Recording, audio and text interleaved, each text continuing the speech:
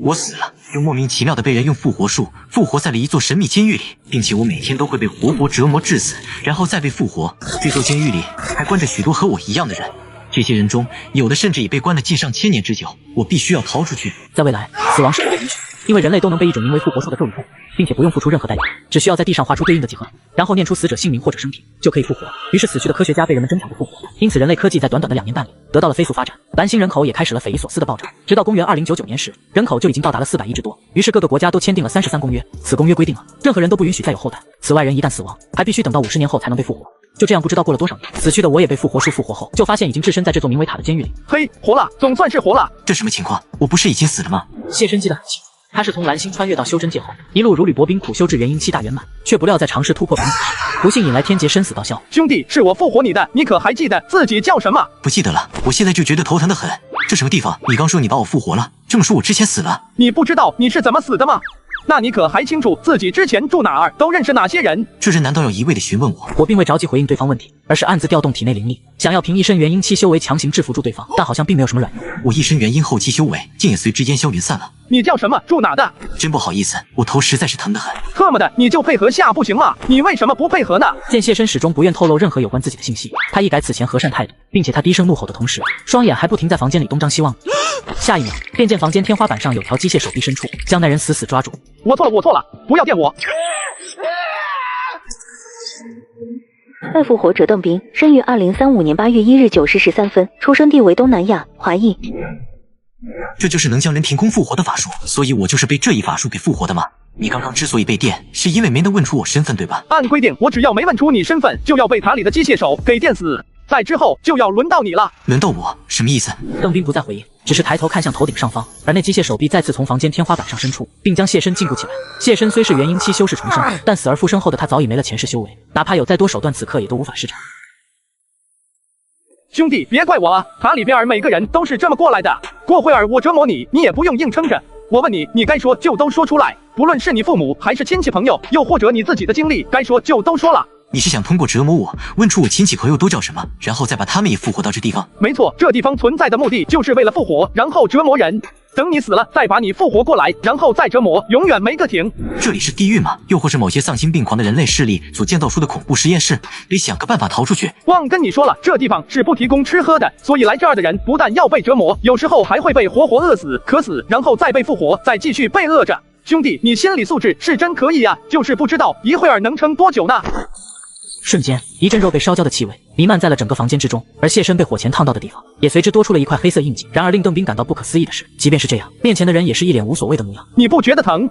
紧接上我在渡劫失败后就被复活到了一所监狱里，在这里每天都要遭受室友的非人折磨。然而我在遭受折磨的时候，却表现出了一脸无所谓的表情。你不觉得疼吗？我能看出来你不是装的。谢申轻笑一声，并未言语。他死而复生后虽修为尽失，但神魂强度却仍旧可媲美元婴期修士，这使得他能仅凭意志力就能封闭掉自身无感，所以肉体上的折磨对谢申来说根本没什么卵用。你这能不能教我？求你，真求你了！只要你能教我，要我干嘛都行。你这么想学我这门法术，我猜是因为你也会跟我一样被折磨。这种折磨是轮换着来的，现在是我折磨你，但过个10-20年，可能就换别人折磨我了，然后这样再过个10-20年，就又换成我折磨别的人，然后永远没个停。那这么做是为了什么呢？不清楚，我只知道这地方被叫做塔，然后所有被关进塔的人都要一直这样被折磨。塔里边待得最久的人，据说已经被关了有2000多年了。2000多年，哪怕这儿的人能一直复活，但时间久了也会被逼疯吧？是会疯的，但人死之后再复活就恢复正常了。看来这复活人的法术不仅能助人重塑肉身，还能刷新被复活者的精神状态，怪不得这人变脸这么快。我还有个问题，你不知道我名字是怎么复活我的？用的穷举法，要想复活一个人，并不是一定得知道这人名字，只要你知道这人的生卒年，又或者经历，就能借助这地上的几何图案把人复活了。我复活你的时候，我给的前提条件就是姓谢的男性，生于1999年2月23日1时13分。如果在这1分钟内刚好就只有你一个姓谢的人出生，那么你就能被复活了，哪怕我从没见过你。而如果没能复活，那我就会再换个姓氏，一直到百家姓都被试完为止。就在谢申与邓斌二人交谈间，墙壁上的电子显示屏显示着53%这一数值。见此数值后，邓斌又紧张了起来。不行，我不能再跟你闲聊了，不然一旦屏幕上的数值降到50%以下，我就得遭殃。什么意思？一旦你被我折磨，那屏幕上的数值就会上升，而我的任务正是要保证屏幕上的数值一直都维持在50%以上。如果我没做到，我就会像之前那样被机械手给活活电死。为了能完成任务，我差不多要每天折磨你大概15小时左右，所以你差不多每天都要被嘎死一次。我每2天也要自嘎一次，不然人会饿的，渴得受不了。时间流逝，谢申就在这座名为塔的监狱内待了近3年之久。在这3年时间里，他几乎每时每刻都在寻找着机会逃出去。然而，谢申被关押的这段时间里，塔内自始至终都未产生过任何变数，甚至就连塔内的管理人员，谢申自始至终都没见过。差不多了，我每天都要这样折磨你，累得像狗一样，你却反倒一点事都没有。兄弟，我有点扛不住了，我先睡一觉了。还是老规矩，如果那屏幕上的数字降到了50%，而我还没醒的话，记得一定要叫我。放心吧，那屏幕我会帮你看着的。好兄弟。如此过了有2个小时半左右，谢申也因为伤势过重，终于是再也坚持不住，昏死过去。被复活者姓氏谢，生于1999年2月23日1时13分。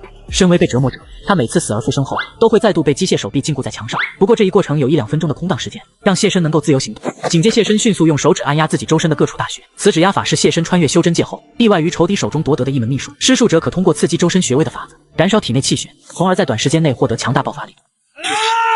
我去，你在干嘛？谢申没有理会邓斌，而是便不管不顾地朝房间外冲了出去。术法会消耗施术者的生命，所以谢申根本就没想过能逃出这里，而是为了看一眼外面究竟是个什么情况。毕竟要想逃离此地，就必须尽可能地掌握更多情报才行。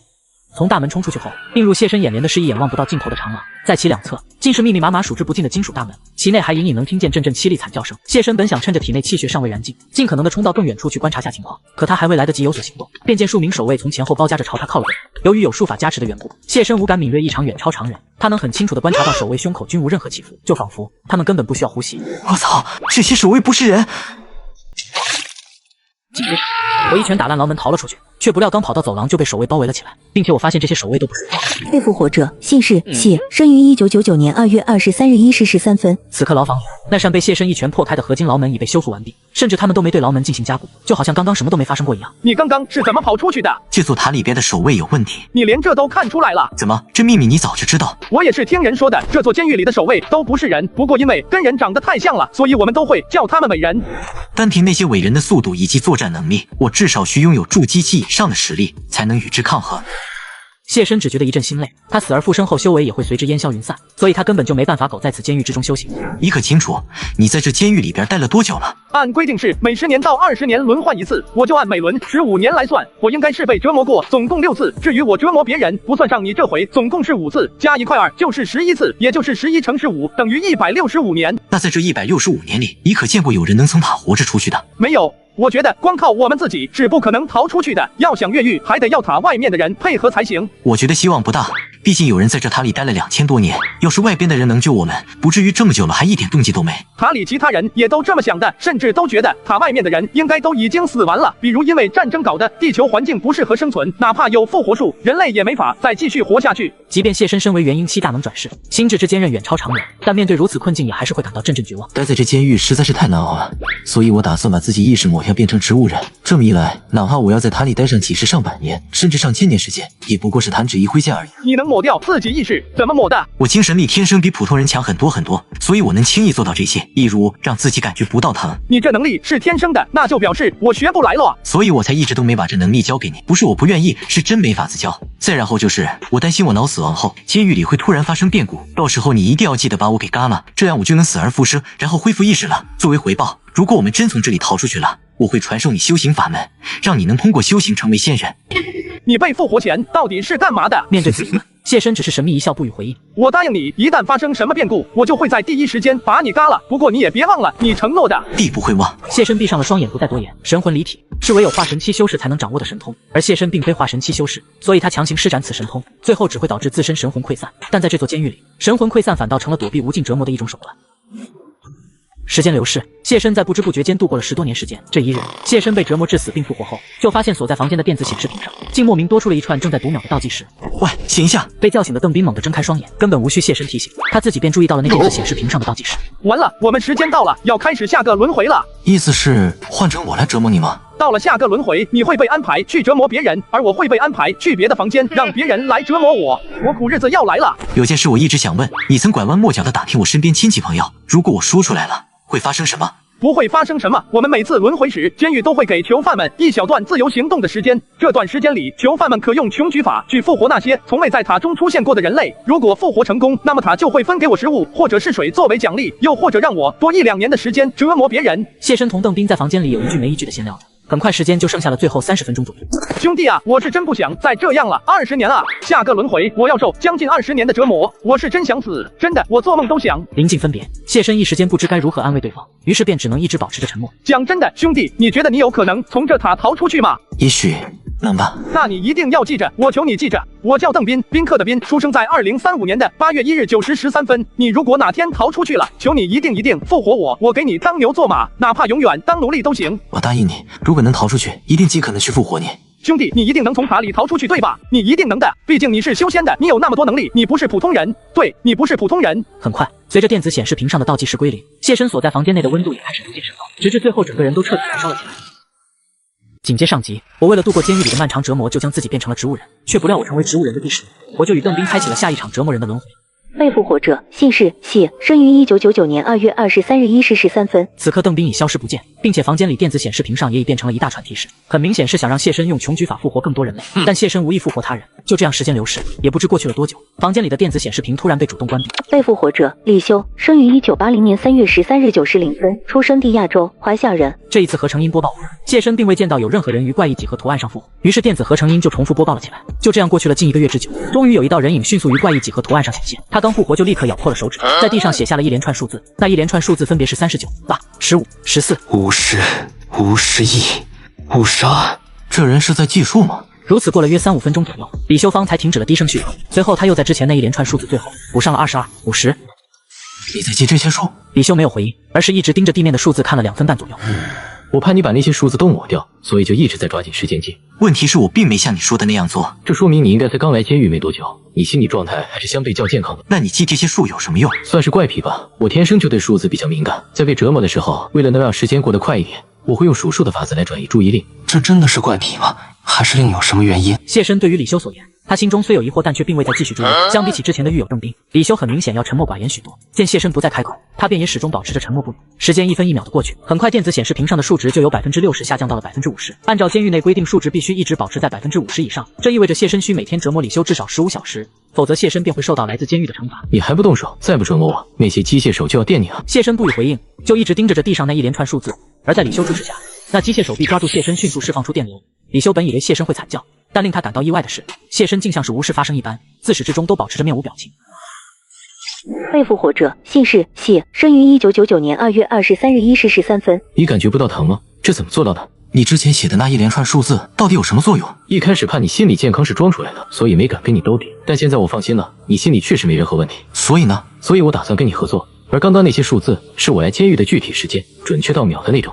你之前共写了6组数字，如果是记录时间的话，那么这些数字对应的刚好就是年月日，还有时分和秒。不错，根据我总结出来的规律，监狱里的每次轮回其间隔时长永远都只会是整数，且只会在10年到20年之间变动。它可以是11年、12年、19年或20年，但绝对不可能是11年又3个月这样的数字，能听懂吗？懂，你继续。比如我刚写的数字是39、8、15、14、22、50，那么相对应的，我们这次轮回开始的时间就是39年8月15日14时22分50秒。假设我们这次轮回前后总共间隔有15年，那么下次轮回开始的时间就是54年8月15日14时22分50秒。这到底有什么用？如果我能靠这时间从监狱里边逃出去，你信吗？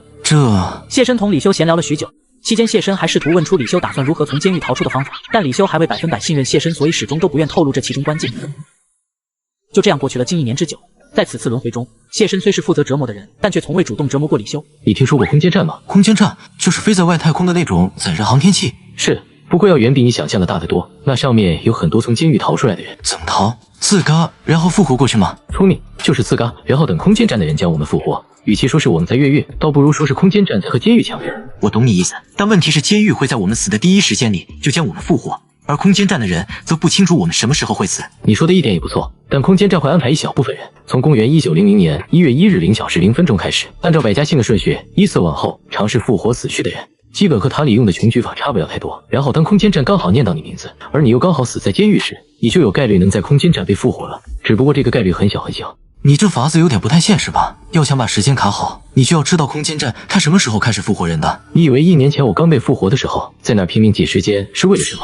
你从那时候开始就已经在计划复活到空间站去了。我被复活的时间是6139年8月15日14时22分50秒，然后塔监狱的电子显示屏会按照每36分钟下降1%的速度降低，这样就很容易计算出来了。电子显示屏的数值从70%下降到50%，刚好要整整12个小时。这么一来，电子显示屏就相当于是我们的时钟，只要有电子显示屏在，就能算出来现在是几时几分几秒。但复活人的是人工操作，那时间上就不可能100%精确。在这种情况下，你怎么保证死的时候对方刚好能念到你名字呢？所有负责复活的人每分钟必须念出10个人名，还有生存年这个数字，既不能多也不能少。虽然这样还是会存在误差，但至少被降低到了可接受的范围内。已知空间站总共安排了10080人，分2班轮着负责复活工作。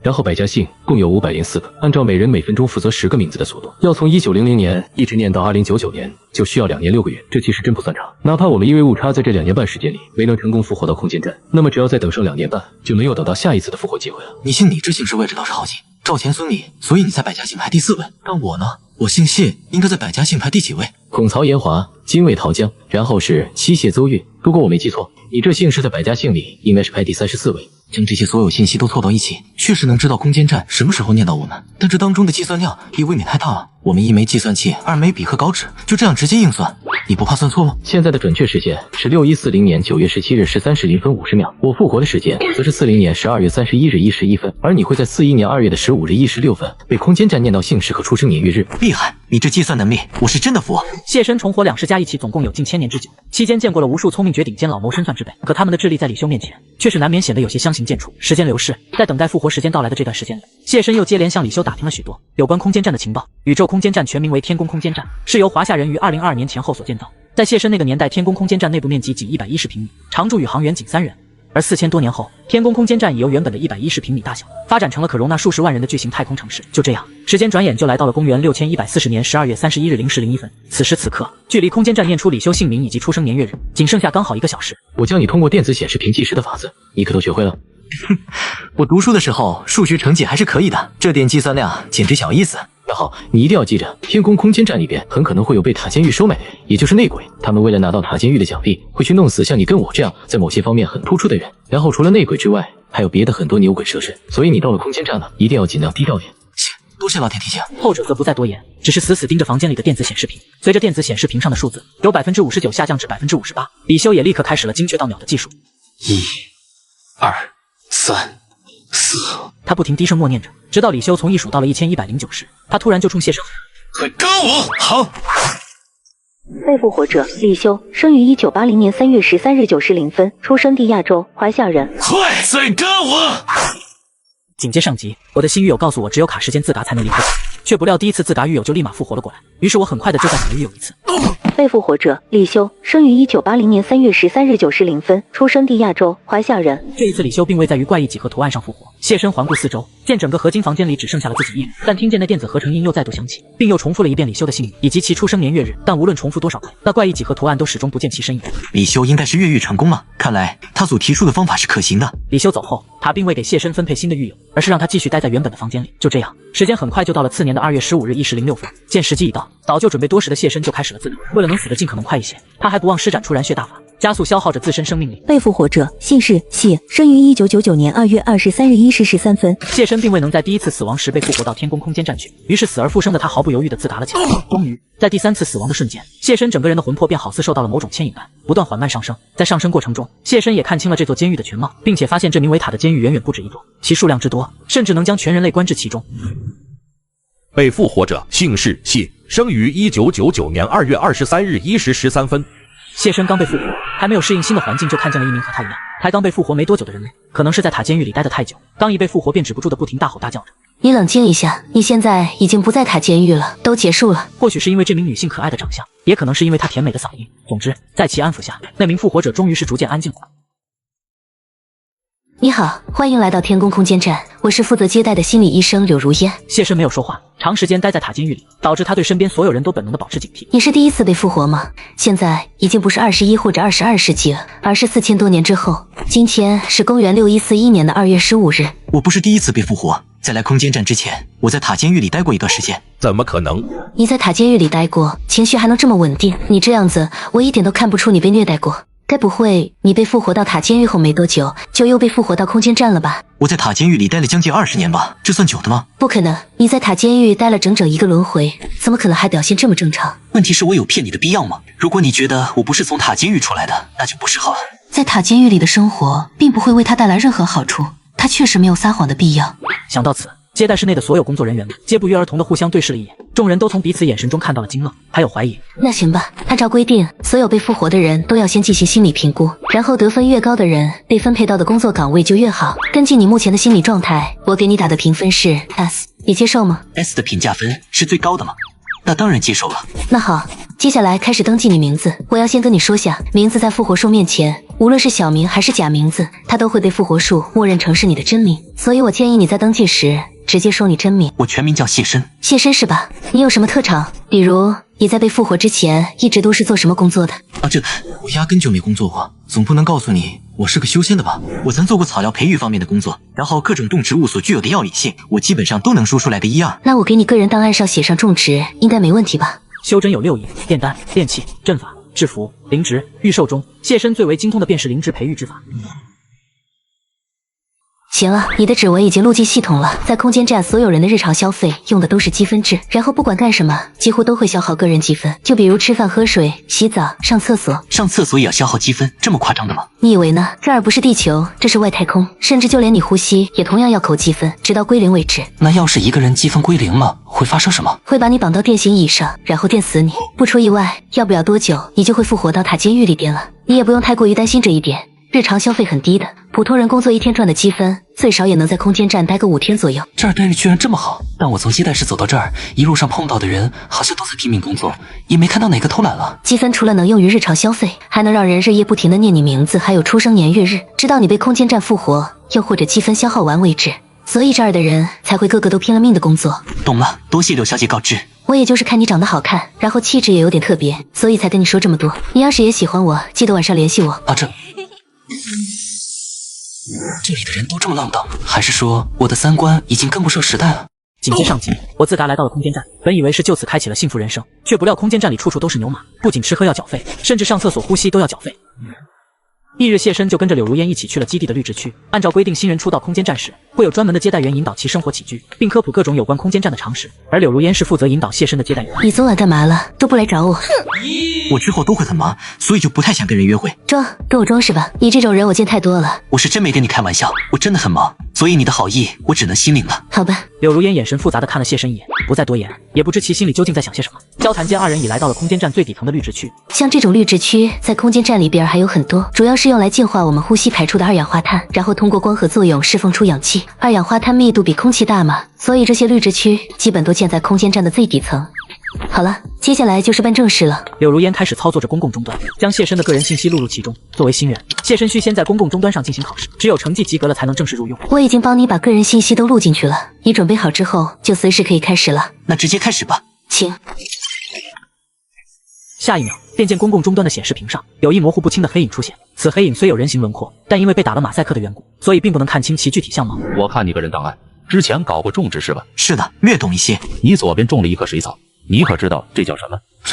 谢申虽在灵草灵植的培育上有着近1000年之久的经验，但那些经验都是他在修真界时积累的，尤其是在称呼上，不同世界更是有所不同。我并不知道这水草叫什么，不过因为我在草木培育方面有特殊天赋，所以我虽然叫不出这水草名字，但却能一眼就认出它作用。那请你说下，那盆水草具体有什么用？这种水草应该有止血消炎之功效，味淡性凉，可以入药和食用，但味道并不好，而且不宜多吃，尤其是体弱宫寒的女性，食之有大害。不错，你身后这种水草叫金鱼藻，是一种被子植物。受教了。那儿有堆长着7个叶子的植物，你可知道这个？这草药跟金鱼藻刚好相反，这个性温且味甘，有补气活血化瘀之功效。这叫三气，就如同你说的一样，分毫不差。你叫谢申是吧？你以后就是031号绿植区负责人了，有什么不懂的，记着多问多学。我记住了。那就这样吧。我去，你真可以啊！你可知道负责人一天能拿多少积分？1天应该能有个1000左右的积分吧？我1天也就能拿200左右的积分。1000吗？谢申早在入职考核开始前，就已经将大厅里的所有植物都扫过了一眼。在这些植物中，有些药草都自带有少量灵力，虽然不多，但对于尚未迈过修行门槛的谢申而言，却已是绰绰有余。2小时半后，等柳如烟以及绿植区工作的人都下班离开后，谢申忙凑到了那些蕴含有灵力的植物前，他默默运转起前世所学的洪荒吞天诀，功法开始缓慢吸收灵力。请问您是叫谢申吗？是我，怎么了？是这样的，我是分离会的人，来找你是想邀请你加入我们，不知道你有兴趣没？没听说过，我不感兴趣。空间站的高层都堕落了，他们根本就没想着要回地球。见西装男语出惊人，谢申当即就愣在了原地。出于好奇，他并未急着去打断西装男。像我们普通人，如果不拼命工作去攒积分，死了大概率会被复活到塔监狱去。但空间站高层却不需要努力，他们死了也一样会被复活到空间站，而且他们吃的、喝的都是空间站里面最顶级的，并且他们几乎都没怎么露过面，也就偶尔会通过终端跟我们说几句话。所以我们分离会一直都怀疑他们藏着某些不可告人的事情。那些高层确实有问题，就比如负责考核的黑色人影，就一直在用马赛克遮住自己的脸。你被复活的那天，我们就已经在关注你了。去过塔监狱还能拿到 S 心理评分的，据我们所知，你是第一个，所以我们分离会很看重你。我现在正式代表分离会，邀请你加入我们，不知道你有没有兴趣？给我点时间，总不能你们现在说什么我就信什么。很合理。我顺带再给你说个有用的情报，你说，明天空间站的高层会向平民生活区投放极次水母，以此制造混乱，甚至是嘎死其中一部分人。什么东西？是某种怪物吗？是的，主要是为了让我们所有人都意识到危险。这么一来，所有人为了能复活到空间站，自然都会拼了命的去工作。我操，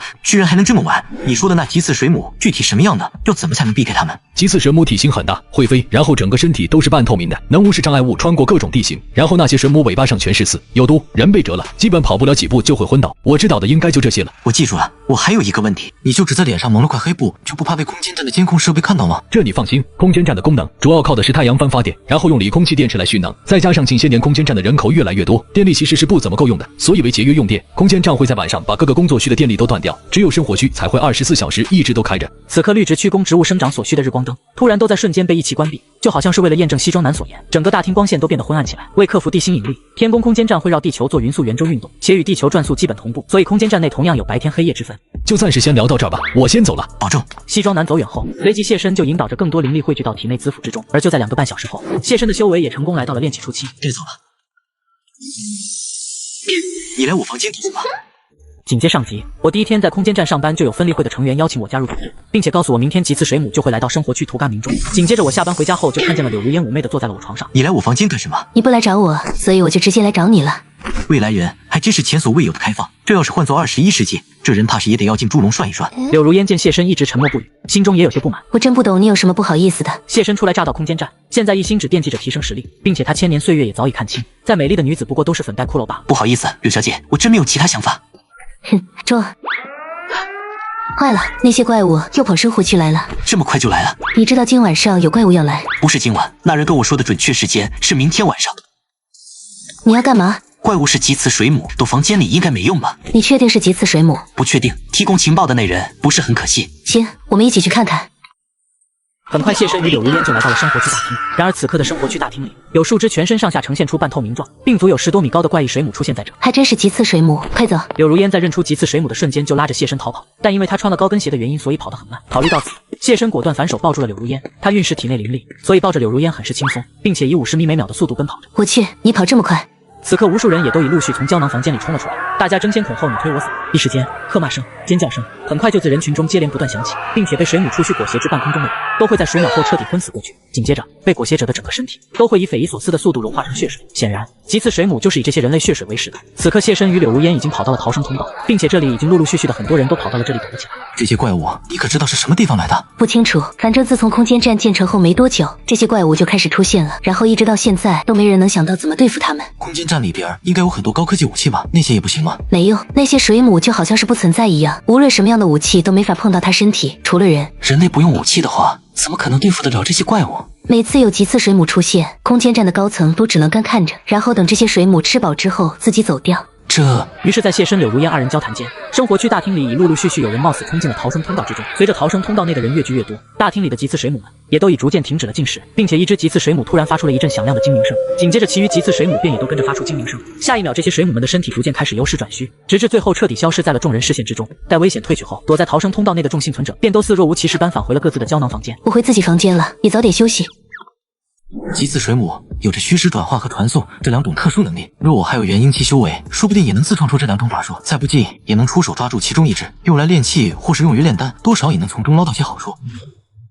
很快，时间转眼就过去了近半个月左右。在此期间，谢申终于是顺利突破至炼气中期，而柳如烟也会和往常一样，刚到下班时间点就主动凑到了谢申身边。你化妆了？怎么可能？我从来都不化妆的。修士每突破一次，不仅实力能得到提升，身体也会跟着发生质的变化。不好意思，打扰一下。此人正是1个月前来找过谢申，并自称是分离会成员的西装男。相较于之前，这一次西装男并未再用黑布蒙面，显然是对谢申有了一定的信任。这人年纪不大，看样子应该是才刚被空间站复活没多久。所有被复活术复活的人，身体都会被重置回22岁，只是人会随时间流逝逐渐变老。这位是你女朋友吗？如烟，你先回去吧，我还有事情要处理。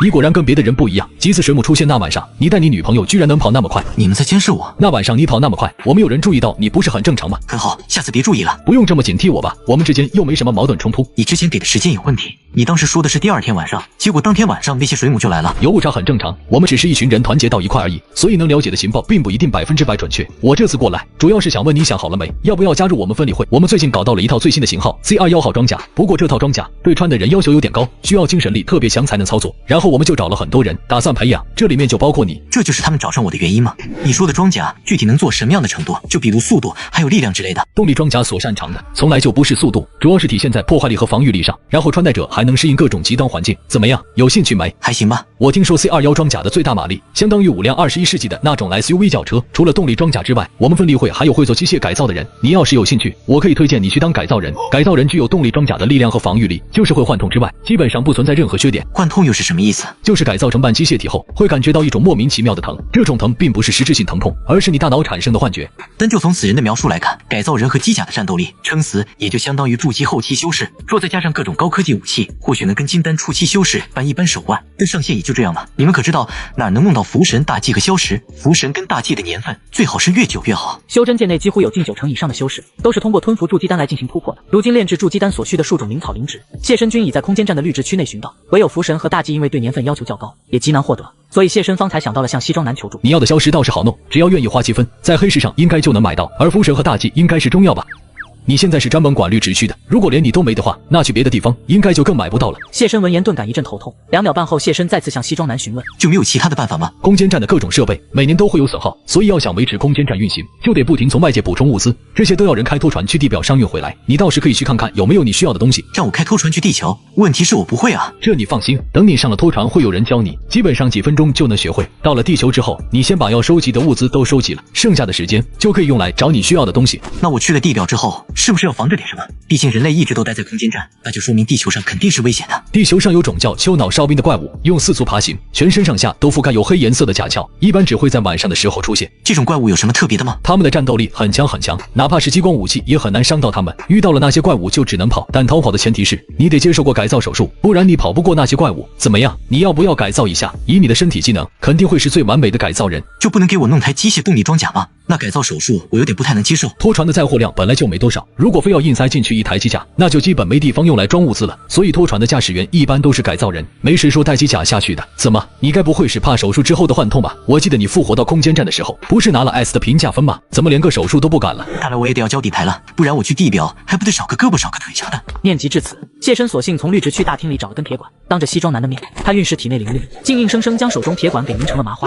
我勒个豆！在未来，死亡是不被允许的，因为人类都能被一种名为复活术的咒语复活，并且不用付出任何代价，只需要在地上画出对应的几何图，然后念出死者姓名或者生平，就可以复活。视频还在加急制作中，着急看剧情的小伙伴可以下载左下角 QQ 阅读，搜索复活小菜即可观看。出来的第一个就是宝子们冲呀！紧接上集，我为了炼制筑基丹便要去地球寻找草药，然而西装男却想把我变成改造人，以此来保证我的安全。于是为了让西装男放心，我就展示出了炼气中期修为。这是超能力吗？你天生的还是说经过了后天锻炼的？两者都有吧。总之我各方面身体素质都要比普通人强很多，所以我不进行改造手术，直接到地表去，没问题吧？你这情况太特殊了，我得先回去跟其他人商量下。不过你放心，这事儿我只跟分离会的几个核心成员讨论，不会泄露你秘密的。能给个准确时间吗？讨论具体要多久？拖船要多久能准备好？1个月之内，1个月之内我肯定给你安排好，这样可以吗？可以。那就一言为定。一言为定。在与分离会达成一致后，谢申又再次将全部精力都投入到了每日的修行当中。就这样过去了半月之久，西装男总算是带来了一个好消息。我们分离会愿意重点培养你，如果你死了，我们也会第一时间复活你。除此之外，我还给你安排在半个月后，乘编号为006的 C1型拖船前往地表。还有我们分离会的众核心成员们想要见你，不知道你愿不愿意？见面就免了，至少现在不行，我并不想被太多人知晓。没事，我能理解。很快时间又过去了近半个月之久，谢身的修为也突破到了炼气后期，实力的提升让谢身对此次地表之旅有了更多信心。天宫空间站4-1型拖船队接口处，谢身听着工作人员讲解驾驶时的各种注意事项。身为元婴期转世大能，谢身的神魂强大异常，仅不到1个小时，谢身就已熟练掌握了4-1型拖船的驾驶。在要快离开空间站时，西装男递给了谢身挂耳式耳麦以及一部手机。你哪来的新手机？之前旧的呢？旧手机我方爱回收卖了，他们家全国近2000家门店，下单就有工程师免费上门回收，价格满意现场打钱。我之前用了很久的那个手机还卖了3000多呢，靠谱吗？当然了，爱回收是上市公司，像你平常用不到的手机、平板、笔记本也都可以放爱回收回收了。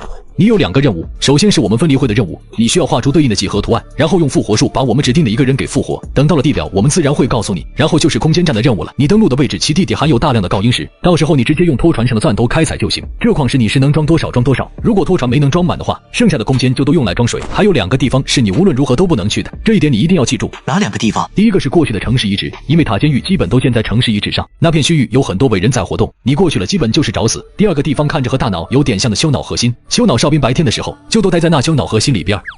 很快2分半后，谢身就已经坐在驾驶舱内。在一番漫长的等待过后，一道无比低沉的男声自服务舱内响起：4、3、2、1，起飞！机腰6141年4月3日5时21分0秒，轴向对接分离加速完毕。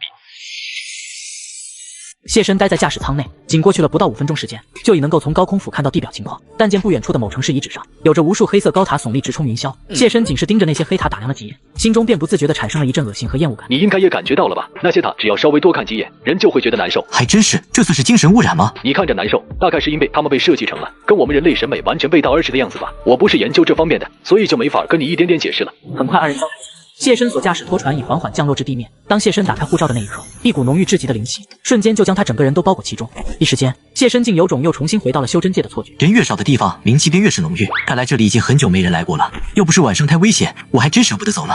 紧接上半集，谢身驾驶拖船来到地球工作，随后确定附近无危险和异常后，谢身便开始部署起开采碳基。做完这一切后，西装男再次通过耳机与谢身进行通话。碳基找矿差不多要30分钟左右，找到的话会亮绿灯，然后你就不用管了，让他自己一直挖就行。所以碳基找矿的时候，我是能自由行动的吗？只要不离开太远就行。要是被地底人看到碳基没人守着，就会来搞破坏。地底人都是从塔监狱跑出来的人类，但他们脑子都有问题。什么问题？难道是智力有问题吗？地底人会把痛苦当作一种享受，而且这种享受不是什么幻觉，只要是痛苦和折磨，对地底人来说都是一种享受，都能让他们大脑分泌多巴胺。就算是死而复生后，他们还是依旧如此。这也太夸张了吧？那塔监狱对地底人来讲，不就跟天堂一样吗？所以塔监狱从来都不会去复活地底人，那里面关的就只有我们这样的正常人类。你刚不是说了吗？地底人和我们一样，都是从塔监狱跑出来的人类。既然大家都一样，那为什么空间站的人就不能有地底人那样的能力呢？地底人的能力确实是能通过某种方法后天得到，不过空间站高层并没把这法子公布出去，他们嘴严得很，哪怕是我们分离会的人也打听不到。这高层到底在想什么？这方法一旦公布，塔监狱不就拿我们人类彻底没办法了吗？谁知道呢？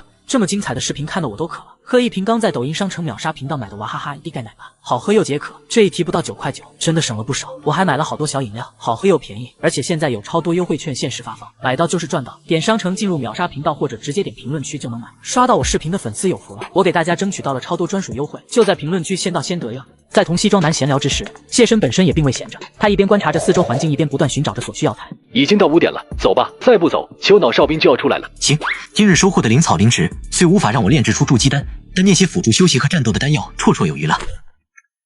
待回到拖船附近时，谢身便听见了一阵怪异的血肉蠕动之声，这声音让他心生警惕。在吗？能听到这声音吗？别再往前面走了，这声音听着像丘脑核心发出来的。问题是我拖船就在前面，不往前走，我怎么回空间站？那就动作快点，只要不天黑，哪怕你离那丘脑核心近一点，也是不会有危险的。行吧。随着那血肉蠕动之声越来越近，一坨足有4人多高，外形与人类大脑无异的晶骸之物，已赫然出现在谢身面前。怎么样，看到那丘脑核心了没？看是看到了。问题是，那大脑把我拖船全裹进去了，这我要怎么办？丘脑核心呈现出半透明状，且就像真正的大脑那样，表面布满了下凹的沟裂。透过其半透明身躯，也能清楚看见谢身的拖船正被包裹其中。拖船表面还攀附着无数密密麻麻的丘脑哨兵。我只能说，你今天运气有点不怎么好。丘脑核心虽然跟其次神母一样，会突然出现在有人的地方，并且他们出现时的位置都是随机的，但你这种情况也是很少见的。那我现在该怎么办？我知道你很急，但是你先别急，我找人问一下。言罢，耳机内便不再发出声音，唯留下谢身在一旁看着近在咫尺的丘脑核心。如此过了约2分半左右，你部署的碳基应该没被丘脑核心给裹进去吧？没有。那好，你现在快去使用碳基去往地里，那是地底人的地盘，丘脑哨兵们也同样不能擅自闯入。但别怪我没提醒你啊，地底人虽然不会见到人类就杀，但他们邪门的很。怎么个邪门法？这我就不清楚了。你快去把碳基功率开到最大，然后只管往下钻探，一直到把地表打通为止。好，很快谢身就顶着压力将碳基功率开始。紧接上集，陌生男人邀请我观看他的实验室，却不料刚到实验室，男人就对我放出了诅咒。于是千钧一发之时，我立刻给了他凌空一脚。你是改造人？不对呀，我刚明明用金属探测器扫过你，你身上根本就没人工改造过的痕迹，你是怎么速度那么快的？还有你这力气，就只是踹了我一脚，就能有那么大破坏力？这太夸张了！就在气氛变得有些剑拔弩张之际，门外忽有阵阵脚步声响起，显然是有人听到打斗声后聚集了过来。哥，你还好吧？我没事，刚不小心把实验桌打翻了，你们忙你们的。那行，你自己注意点。你不怕我一拳打死你吗？怕，不过之前确实是我做的不对，所以你打我是应该的。就是可惜了这设备，把这玩意儿修好，估计又得花不少时间了。那也怪不到我头上来。确实不怪你，兄弟，我也是实在没办法了，才出此下策的。我虽然用拘捕器收集到了疑似诅咒的声音，但却一直不能确定，因为我没办法通过实验去验证。就这么一直干等了好几年，终于你来了。虽然这么做有点不道德，但我这项研究关系到所有地底人的未来，所以我必须得做。谢身见诸葛福说出其苦衷，语气也有所缓和。一般来讲，正常人在地底待多久会染上诅咒？2到3天，不过因为你刚听到了那声音，所以这一时间可能会提前。提前到什么时候？这我就不清楚了，毕竟不同人不同体质。谢身就地盘膝而坐，并凝聚心神，使自己逐渐进入到内视状态，以便检查自身是否出现了异常。见谢身自顾盘膝而坐，并沉默不语，诸葛夫不敢出声打扰，于是便只小心翼翼在旁守着，并且时不时拿出手机看下时间。你换新手机了？旧的呢？换新当天我就放爱回收卖了，他们家全国近2000家门店，下单就有工程师免费上门回收，价格满意现场打钱。我之前用了很久的那个手机还卖了3000多呢，靠谱吗？当然了，爱回收是上市公司，像你平常用不到的手机、平板、笔记本也都可以放爱回收了。我时间不多了，因为你那实验，我大概会在10小时后就彻底染上诅咒，所以我必须现在就回地表。现在是下午4点，差不多会在晚上9到10点左右到达地表，是肯定会遇到丘脑哨兵的。但相比起染上诅咒，被丘脑哨兵杀死，其实也算不上多大个事儿。要不就我给你带路吧，毕竟这祸是我闯下的。可以，不过你最好是不要再骗我了，不然你这实验室还有整个村子的人都得死。放心，我保证一定把你带到地表上去，然后如果遇到了丘脑哨兵，我就主动当诱饵，帮你引开他们，这样可以吧？当诱饵就不必了，虽然说那是你欠我的，但我谢身再怎么样，也不至于让你一个凡人去帮我引开哨兵。反正你只要把我带到地表上就行。凡人兄弟，你该不会是仙人吧？又或者是修仙的？谢身并没有做出回应，于是诸葛夫只好加快脚步跟了上去。一会儿功夫，二人就已离开了地底村落。对了，你不是被诅咒了吗？那为什么之前挨了我一脚会觉得疼呢？这不是为了能让你出气吗？总不等你踹了我，我还一脸享受的样子吧？你这……与此同时，地底少女精灵正趴在窗户边，并目送着谢身和诸葛夫二人离去。见无人注意到自己，精灵便朝谢身离开方向追了上去。出来，不要等我动手！别动手，是我。怎么是你？你跟过来干嘛？我就是想去地表上看看，就看1秒钟我就立马回去。不都跟你说了吗？地表上有丘脑哨兵，遇着那些东西你就死定了。我之前都答应过你身边这人了，说好睡醒之后带他去地表的，我总不能说话不算数吧？你。紧接上半集，我一脚踹飞诸葛夫后，诸葛夫就答应带我迅速前往地表，却不料精灵也偷偷跟了上来。算了，带着他吧，不用你们上地表的，所以应该不会有危险。你跟着我们可以，但没经过我同意，绝对不能到处乱跑。听到了。精灵加入队伍后，一行3人又继续往地表行进。谢身，能听到吗？喂，能听得到。我之前在地底收不到信号，所以才一直没跟你联系。我知道，其他人都觉得你死了，一直在想办法复活你，但我却觉得你还活着，所以一直没启动拖船的自动驾驶。现在拖船应该还在原来的位置，等天亮之后，你直接过去就行了。不行，我受到了地底的诅咒影响，必须在大概5小时之内返回地表，不然就会很麻烦。什么意思？会有什么麻烦？这么精彩的剧情最适合在家边运动边看了。说起运动，就离不开一双好的鞋子。想要确认自己的鞋子是否正品，这时候就推荐得物 APP 的专业鉴别功能，只需上传图片，最快几分钟出鉴别报告。得物鉴别团队已经累计鉴别超6亿次，覆盖鞋服、箱包、美妆、手表、玉石珠宝、酒水、宠物等19个品类，专业可靠。快点我评论区链接试试吧。这就说来话长了，等我回去再慢慢跟你解释吧。总之我现在的任务是想办法避开地表的丘脑核心，顺利回到拖船上。你等会儿啊，我去找人帮你。你先别急着回地表啊！现在空间站对驾驶员这么好的吗？你失联了这么久，那拖船居然还在地表。其实刚跟我联系的根本就不是空间站的运控人员，我也不算是空间站的拖船驾驶员，我是靠托关系才来到地表的。那你混得还挺不错的，还行吧。聊着聊着，谢申一行3人已在不知不觉间来到了地表出口。我刚让人调了台卫星监控设备，我可以用那东西找到你在地表上的准确位置，然后告诉你拖船在你什么方向。至于其他的，就要靠你自己随机应变了。明白。所以我什么时候可以走？随时可以，不过你要先点上一堂篝火，这样我就能更容易找到你位置了。你应该有火机吧？有的。谢申，走之前能帮我传几句话给你耳麦里的那人吗？你说，跟你联络的那人能不能资助我点实验室设备？我可以把我研究的成果分享给他。行。谢申先是向西装男解释了地底诅咒究竟是什么，而后他又将诸葛福的诉求转述给了西装男。帮你是可以的。另外，我还想跟你们建立长期交流，就谢申耳朵上戴的那耳麦，能不能也给我一个？这样我就可以随时跟你们联系了。但问题是，我们留着备用的耳麦在拖船上面，你要是去拿的话，肯定是会被丘脑哨兵追杀的。就没别的办法吗？我在研究诅咒的时候遇到了很多问题有待解决，所以我现在太需要有人能帮我查阅空间站的数据库了。我倒是有个法子，我能用秘法激发出你身体的潜力，让你在短时间内得到远远超过普通人的爆发力，兴许就能甩掉那些丘脑哨兵了。但我这秘法也是有很大副作用的，这秘法会一点点消耗掉你生命力，直到你死为止。行，能体验你说的那种秘法，这本身就已经不亏了，哪怕是死更不用说。用了秘法之后，我还能拿到耳麦，你那秘法要我配合着做什么吗？谢申并未急着回应，只是看向一旁的精灵道：“不先让他回去吗？”精灵，你先回去吧。我想跟你们一起去。现在多个人成功的几率就大一点，我保证能跑到拖船上。诸葛夫与谢申都不再多言，现在多一个人就是一份希望。现在就只剩下了一个问题，如果要点篝火发信号的话，那只靠洞口这点木头还有干草肯定不够烧的。要想火势大到连卫星都能看到，就必须去地表上搞点柴火才行。所以是你去地表上搞点木头来吗？还是说我和金灵两个去？都不用。下一秒，便见一组有拳头般大小的火球，竟凭空出现在了其手心。我去。紧接上集，我们为了传递位置信息给西装男，于是决定在地表出口处点上一团篝火。而正当诸葛夫为点火为难时，火却凭空的在手上生出火焰。谢申并未做出解释，只是冲其做了个噤声的动作。看到我点的火了没？看到了。现在的时间是晚上10点30分，你以那个被烧的树为起点，然后一直往东南方向跑，应该就能找到拖船了。应该。身为科研人员，诸葛夫对一切不确定字眼都无比敏感。我们在树林里跑，不可能跑得出一条直线来，所以万一有误差怎么办？反正我能做的就是帮你们不断校正方向，至于最后能不能到拖船，就只能靠你们自己了。那我们现在就开始吧。谢申当即便将灵力化作了无数飞针，并使其刺向诸葛夫的周身大穴。诸葛夫只觉得全身血液都燃烧沸腾了起来，他试着向前迈步，整个人便瞬间冲到了数米开外的位置。哇，这速度！这么精彩的剧情最适合在家边运动边看了。说起运动，就离不开一双好的鞋子。想要确认自己的鞋子是否正，这时候就推荐得物 APP 的专业鉴别功能，只需上传图片，最快几分钟出鉴别报告。得物鉴别团队已经累计鉴别超6亿次。覆盖鞋服、箱包、美妆、手表、玉石珠宝、酒水、宠物等19个品类，专业可靠。快点我评论区链接试试吧！不要再平白无故消耗体力了，你体力消耗的越快，死的也就越快，能听懂吗？我懂，我就是太激动了，不好意思啊。谢申没再理会诸葛夫，而是用灵力化作飞针刺激起精灵的周身大穴。我们走。好。很快，3人在树林间狂奔了近30多秒后，一阵诡异的咕噜噜声响突然自不远处响起，这是丘脑核心在蠕动时所发出的声音。那风雪来了，你们注意点！哨兵们的动作异常迅速，只不过短短数十秒钟，就已追上了正在狂奔中的谢申3人。眼见丘脑哨兵已近在咫尺，诸葛夫急了。谢申果断冲丘脑哨兵释放的多时，这些火箭仅有部分击中了后方的丘脑哨兵，至于另一部分从其身边擦身而过，并顺势引燃了周边树木。你们位置歪了，拖船现在在你们的正北方向，别搞错了。收到。时间1分1秒的过去，期间谢申又接连释放了多次火箭术，以击退紧跟不舍的丘脑哨兵。不行了，我体内灵力已经所剩无几。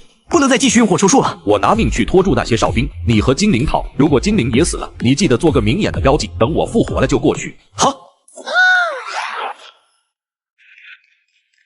找到拖船了，那就好。跟你一起的诸葛夫呢？他死了，不过精灵倒是还在，可以让他把耳麦给带回去。耳麦不重要，你直接把耳麦丢地上，再做个显眼的记号，然后让诸葛夫白天自己来找。反正他应该是记得大致方向的，所以麻烦你去问下，看看那小姑娘自己愿不愿意。谢申将西装男的话如实转述，后者没说话，只是露出了一脸纠结表情。不过很快在2秒半后，精灵就干脆说道：“行，我跟着你，我不回去了。”停。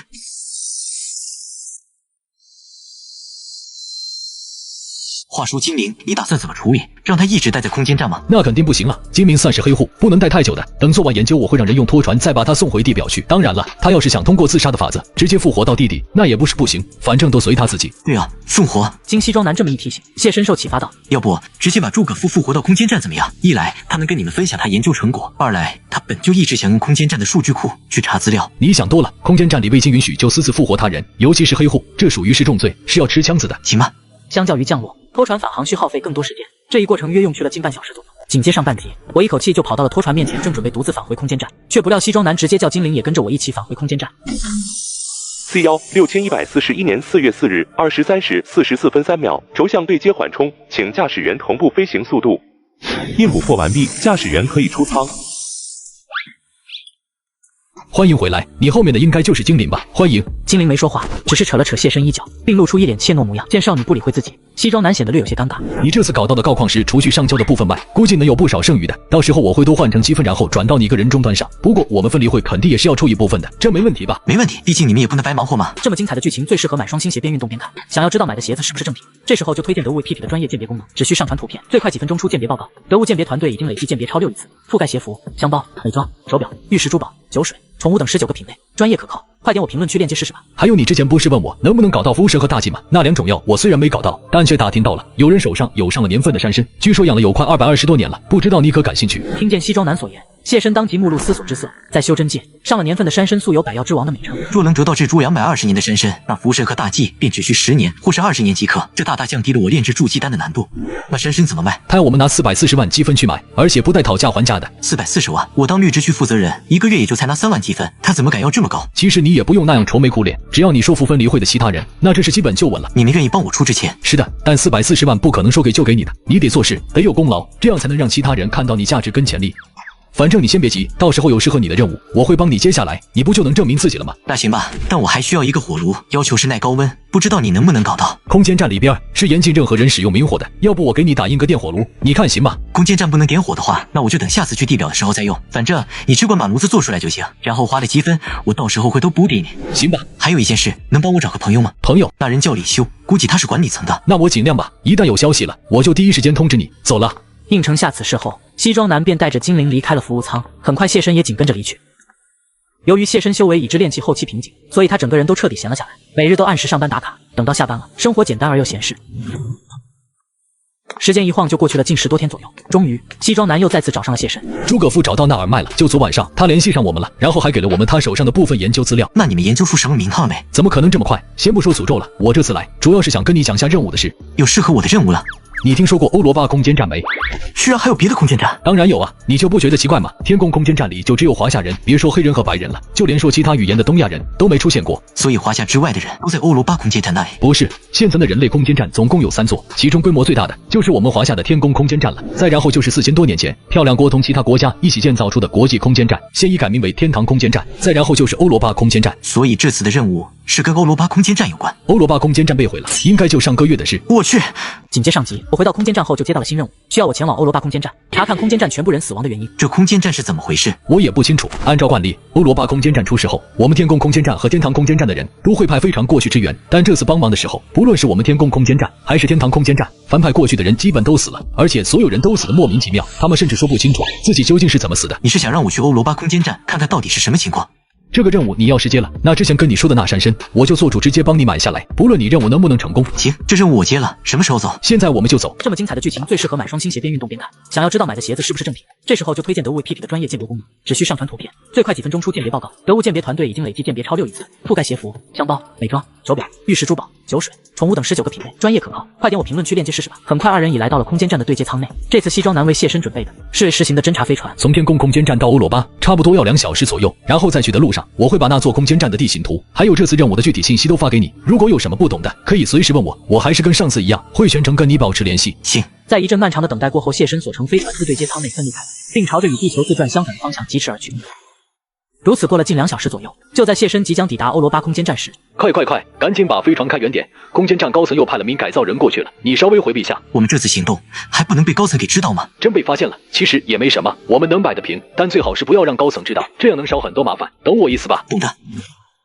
好了，可以停靠了。你刚说的那改造人，该不会已经死了吧？确实死了，就刚刚死的。那人全程连半小时都没撑到。讲真的，这次任务确实是有那么点难。如果遇到危险，你可以自己判断要不要撤退，哪怕真逃跑了，我们也不怪你。山参也一样照给。就在西装男解释着来龙去脉时，谢身也终于是穿戴好了气压服，并小心翼翼从飞船中走出。由于电力系统已瘫痪的缘故，一眼望去，那狭长通道内尽是一片漆黑。借着探照灯，谢身发现了躺在通道尽头的数据尸体。我前边有好几具尸体，然后那些尸体还长着白色肉球，看着就像心脏一样，正在不停地跳。放心，安全的。那些白色肉球叫做巨噬细胞，人类尸体在太空放久了，基本都会长这种东西，你直接无视就行。谢身强忍住恶心，继续往更深处探索。如此复行100多步距离，黑暗中，谢身忽听见远处有哀嚎声响起，于是便立刻关掉了头上的强光探照灯。为弄清楚对方究竟在说些什么，他果断将手搭在了耳麦上，并迅速切换至拾音器模式。那人是在说，他听见你脚步声了，让你不要再躲了，赶紧过去救下他。他在撒谎，我刚走路的时候候特意收着声音，所以他怎么可能听到脚步声呢？那就先不急着过去呗，你稍微靠近点，然后用探照灯扫一眼，看看具体是怎么个事。谢深一眼打开了头顶探照灯，并稍稍向声音源头处靠近了些许。靠近的瞬间，谢深只觉得有一股强大冲击力自他脑海之中炸裂开来。什么情况？你刚摔倒了？我刚受到了一股精神冲击，说通俗点，就是有人在攻击我灵魂。以现在的科技，有武器能做到这种程度吗？科学家们连灵魂到底存不存在都尚无法而证实，又怎么可能有你说的那种武器？那就有意思了。朋友，既然是同道，有必要躲躲藏藏吗？紧接上半集，我独自来到外国空间站，就发现地上有着数具尸体。紧接着我继续往里面走去，就有一股强大冲击力自我脑海之中炸裂开来。朋友，既然是同道，有必要躲躲藏藏吗？你是华夏人，你刚说我们是同道，是什么意思啊？如果我没猜错，阁下应该是修行者吧？修行者？你该不会是华夏人写的小说当中的那种修仙的人吧？你到我这边来，就知道我是个什么情况了。那些来欧罗巴空间站支援的改造人，都是被你杀的。我就杀了那么几个，你看地上的尸体就知道了，大部分改造人都是去了更深处才死的。你杀人为的是什么？还有你到底是人是鬼？既然你这么忌惮我，那大可把无人机开过来，这样你就能知道我是什么情况了。得对方提醒后，谢深忙回到飞船上取了台无人机，他操控着无人机缓慢朝声音源头处飞去。谢深很快从无人机显示屏上看到了一画有人脑结构图的实验室。这空间站里边是有电的吗？是备用电源，但剩的不多。这么精彩的剧情最适合买双星鞋边运动边看。想要知道买的鞋子是不是正品，这时候就推荐得物 APP 的专业鉴别功能，只需上传图片，最快几分钟出鉴别报告。得物鉴别团队已经累计鉴别超6亿次，覆盖鞋服、箱包、美妆、手表、玉石珠宝、酒水、宠物等19个品类，专业可靠。快点我评论区链接试试吧。当谢深操控着无人机进入，其中映入其眼帘的是一盛放在玻璃器皿中的人类大脑。那玻璃器皿上环安装有摄像探头、拾音器和扬声器等设备。怎么样？这下能放心了吧？我就是个被泡在培养皿里边的人类大脑，除了能在精神层面对人发动进攻外，就再没别的威胁了。所以你为什么要杀那些改造人呢？还有我，你对我出手的目的是什么？杀那些改造人，是因为他们要往我这边走，我不想被人发现，所以就动手把他们给杀了。至于偷袭你，就是为了抹掉你意识，然后夺舍你的身体。只是没想到你精神力好像比普通人要强不少，所以我失败了，而且还把自己位置给暴露了。为什么非得夺舍我？改造人不行吗？所有改造人都会加装有控制芯片，所以我夺舍改造人和自愿去当奴隶几乎没任何区别。既然你那么想要自由，那为什么不直接自嘎呢？反正死后还能被复活，不是吗？复活术针对的是人类，而我不是人，我死了那就真什么都没了。你是科学家们培育出的人造大脑？没错，我不是人，大概率是不能被复活术复活的。你这样把你底细都一股脑全跟我说了，就不怕我把你给杀了？我已经根据你说话的语气神态分析出你是吃软不吃硬的人，将我所有底细都透露给你，是当下存活率最高的应对方式。你这人还挺识时务，但你又能帮我什么呢？我是欧罗巴的科研人员弄出来的副产物，无论任何问题，我都能在极短时间内计算出最优解。而你就吓我，就等同于救了一支由数百名天才组成的智能团。那我又怎么保证你不会阴我呢？很简单，给我找具人类身体，让我变成真正的人，我再加入你团队，这样就有了利益羁绊，久而久之，自然就有互相信任的基础了。可以，我愿意帮你找一具人类身体。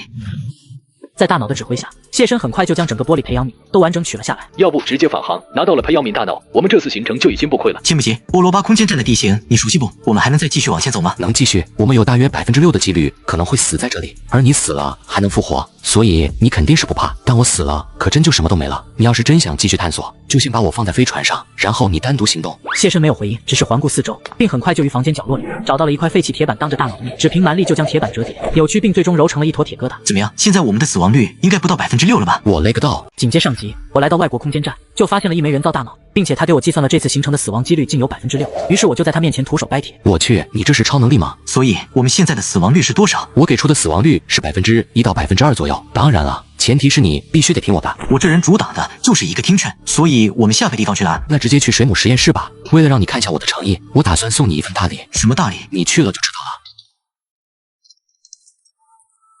一路无话，有大脑带路，谢深避开了数个危险区域，并很快就来到了对方所说的水母实验室外。进去吧，里面还算安全。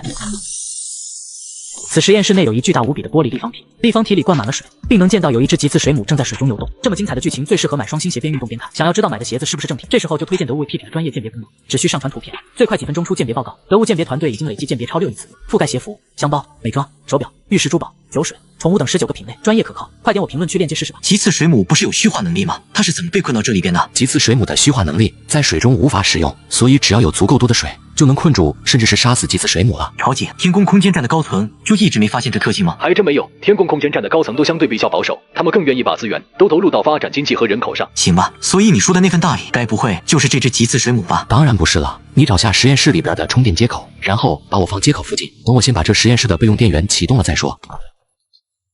下一秒，便见整个实验室的照明设备都在这瞬间被接通了电源。借着灯光，谢身在巨大玻璃立方体内发现了用来施展复活术的怪异几何图案。被复活者姓名金伯利巴纳德，生于1980年1月31日3时0分。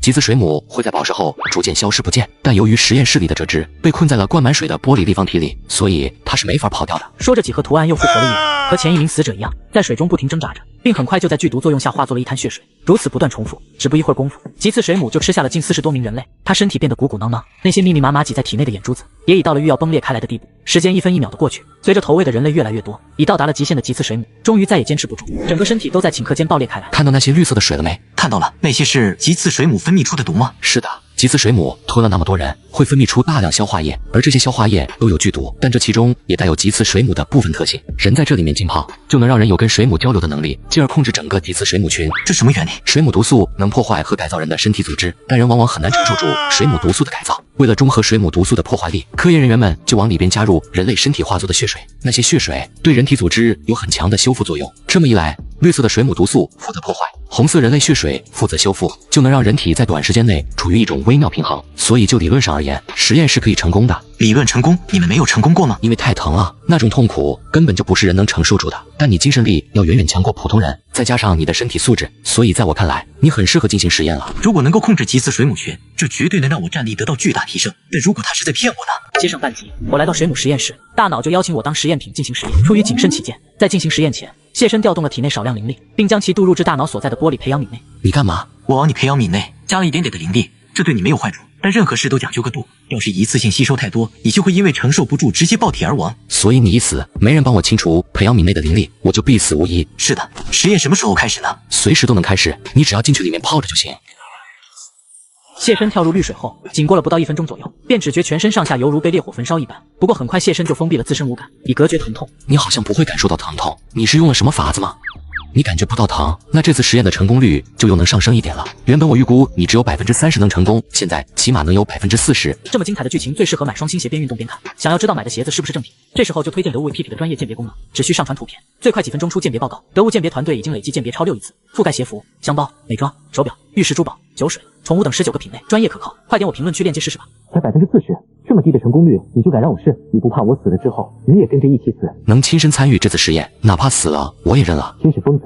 时间流逝，在水母毒素作用下，谢身的身体开始逐渐变作半透明状，就仿佛吉次水母那般。我身体变成半透明是怎么回事？我不知道，你跟普通人不同，可能正是因为这种不同，导致吉次水母的毒素带来了某种难以想象的变化。谢身于原地盘膝而坐，他很快就进入了内视状态。此时此刻，谢身体内的灵力正在以某种奇特方式刺激着他的四肢百骸。也正是因为有了灵力加持，谢身身体方才呈现出了诡异的半透明状。你半透明化怎么越来越明显了？你没事吧？我感觉我能通过灵力运转去控制这种半透明化。说着，谢身忽伸出右臂，并就这么径直朝墙壁上对了过去。你这怎么做到的？这种虚化必须要消耗灵力来维持，所以不能持久。得了此等好处后，谢身对大脑已有了一定的信任。谢身还在吗？在呢。我刚收到一个很重要的情报，欧罗巴空间站之所以被毁，是因为飞升区那边出了问题。飞升区就是核心区域，是专门负责机械飞升相关科技研发的。不错，欧罗巴空间站的机械飞升计划已经成了，而且有接近50%的人已经顺利飞升，而飞升就代表了永生，所以有了这技术后，我们人类就不必再依赖复活术，那将是一个全新的人类纪元。你是想要我去飞升区，然后把这项技术搞到手？是的，飞升技术实在是太重要了，这也是为什么天宫和天堂空间站的高层会不断派改造人来的原因，因为他们也想要这项技术。核心区域的大致方向你知道不？过了吉次水母实验室，再往前过3条走廊，然后到岔路口往 A1 通道走就是了。那好，我们走。接上谢身跳入水母分泌物里，就获得了与吉次水母一样的透视能力。随后谢身又在西装男的指引下，就与大脑一起前往飞升区。而谢身才走了没几步，便听见一阵刺耳的电锯声自远至近。前面有人。如果我没猜错，前面那些人应该是在破门。那我们过去看看。AD，你确定这是飞升区吗？放心吧，老大，可以确认前方的确就是飞升区，然后里边没活人，不过倒是有很多的脑子。你无人机注意点啊，千万别碰到那些脑子了。明白。总共6个人，其中5个男的，1个女的。你连这都能听出来？论计算能力，还有对各种知识的掌握程度，我确实不如你，但在潜入跟踪这方面，我还是有些心得的。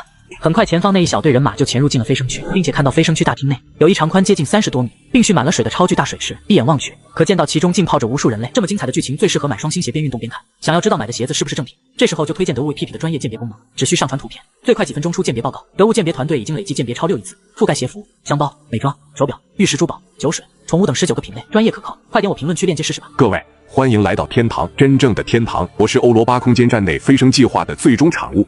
人类的意识集合体。顺带一提，你们可直接称呼我为集合体。机械飞升计划的最终产物不应该是云服务器吗？为什么你会是个人类大脑呢？那是因为要想实现真正的机械飞升，以当前的科技进度，起码要再等5000甚至1万年之久。可我们已经等不了那么久了，所以我们就退而求其次，将机械飞升计划改成了生物飞升计划。等不了那么久是什么意思？你们应该还不知道吧？无论是你们天堂空间站的高层，又或是另一位朋友所在的天宫空间站的高层，这些高层们自从塔监狱出现后，就一直没死过。什么？听见巨型大脑所言，6人小队都有些不可置信。没死过，并不代表就永远不会死。4000多年了，包括我们欧罗巴在内，所有空间站的高层应该都已经活到了人类寿命的极限。我们快要死了，而且我们比任何人都怕死。为什么怕死？各个空间站的高层不都有优先复活权吗？有是有的，但在塔监狱里有种叫做 VIP 的特殊房间，是专用来关押人类高层的。这种房间能生成幻境，并让人类高层受到10倍甚至100倍于肉体之上的折磨，并且 VIP 房里的时间流速跟现实里是6比1的。VIP 房里每过去1小时，现实里可能才过了10分钟不到。既然身为人类高层的下场这么惨，那高层们完全可以放弃特权了，他们只要再做回普通人，不就能免受这种折磨了？没用的，哪怕你只当了1天人类高层，你主动做回普通人了，死后也还是会被塔监狱关进 VIP 房。所以为了能永生不死，我将包括我在内的所有人的意识都上传到了这个巨型大脑里边。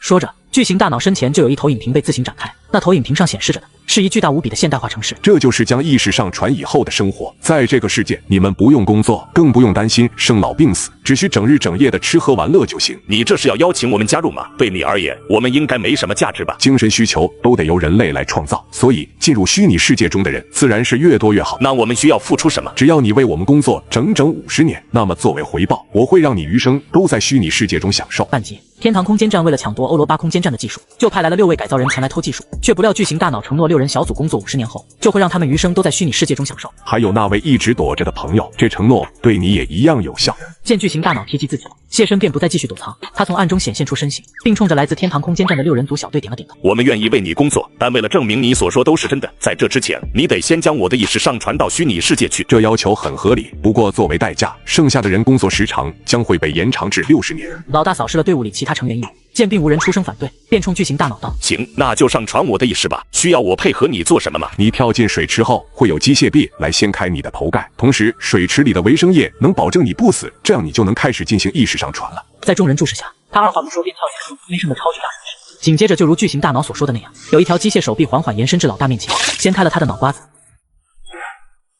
这真太逼真了，这虚拟世界是真跟现实世界没任何区别。老大，真是你吗？是我。老大，你可还记得自己叫什么？这当然记得了，我全名叫埃尔维拉·柯林斯，祖上是意大利人，最喜欢吃的食物是披萨。老大，你可还记得我们出任务之前的暗号吗510269。怎么了？有什么不对吗？倒也说不上是哪儿不对，但我总觉得老大怪怪的。哥们儿，你是叫柯林斯对吧？怎么了？你一个屌毛问我名字干什么？你先别管我是谁，反正我有法子能判断你到底是不是真人。你能配合下我吗？你要我怎么做？你先想办法弄一张纸和一支笔出来。这简单。柯林斯将手心朝上摊开，下一秒便见其手中已凭空出现了一支钢笔以及一张白纸。我会报出一连串数字，然后麻烦你把这些数字都记在纸上。你报吧，我准备好了。那你听着，213457982311612233987，你记下没？看到这里，5人组小队中的成员皆不约而同的互相对视了一眼，他们想不明白，这突然出现的人究竟卖的是什么药？那20位数我已经记下来了，我现在念一遍啊，213457982311621333987，怎么样？可都是对的。这并不重要，重要的是你记这些数字的过程。你们老大平时思考的时候，有没有什么下意识的动作？比如托腮啊，习惯性转笔啊，还有摸鼻子，又或者勒头发之类的。我们老大平时思考的时候，喜欢下意识用手捂嘴，而且他还根本意识不到自己做的动作，哪怕都快捂出痱子来了，他手也还是会放在嘴附近。那你们看见他有捂嘴的动作了吗？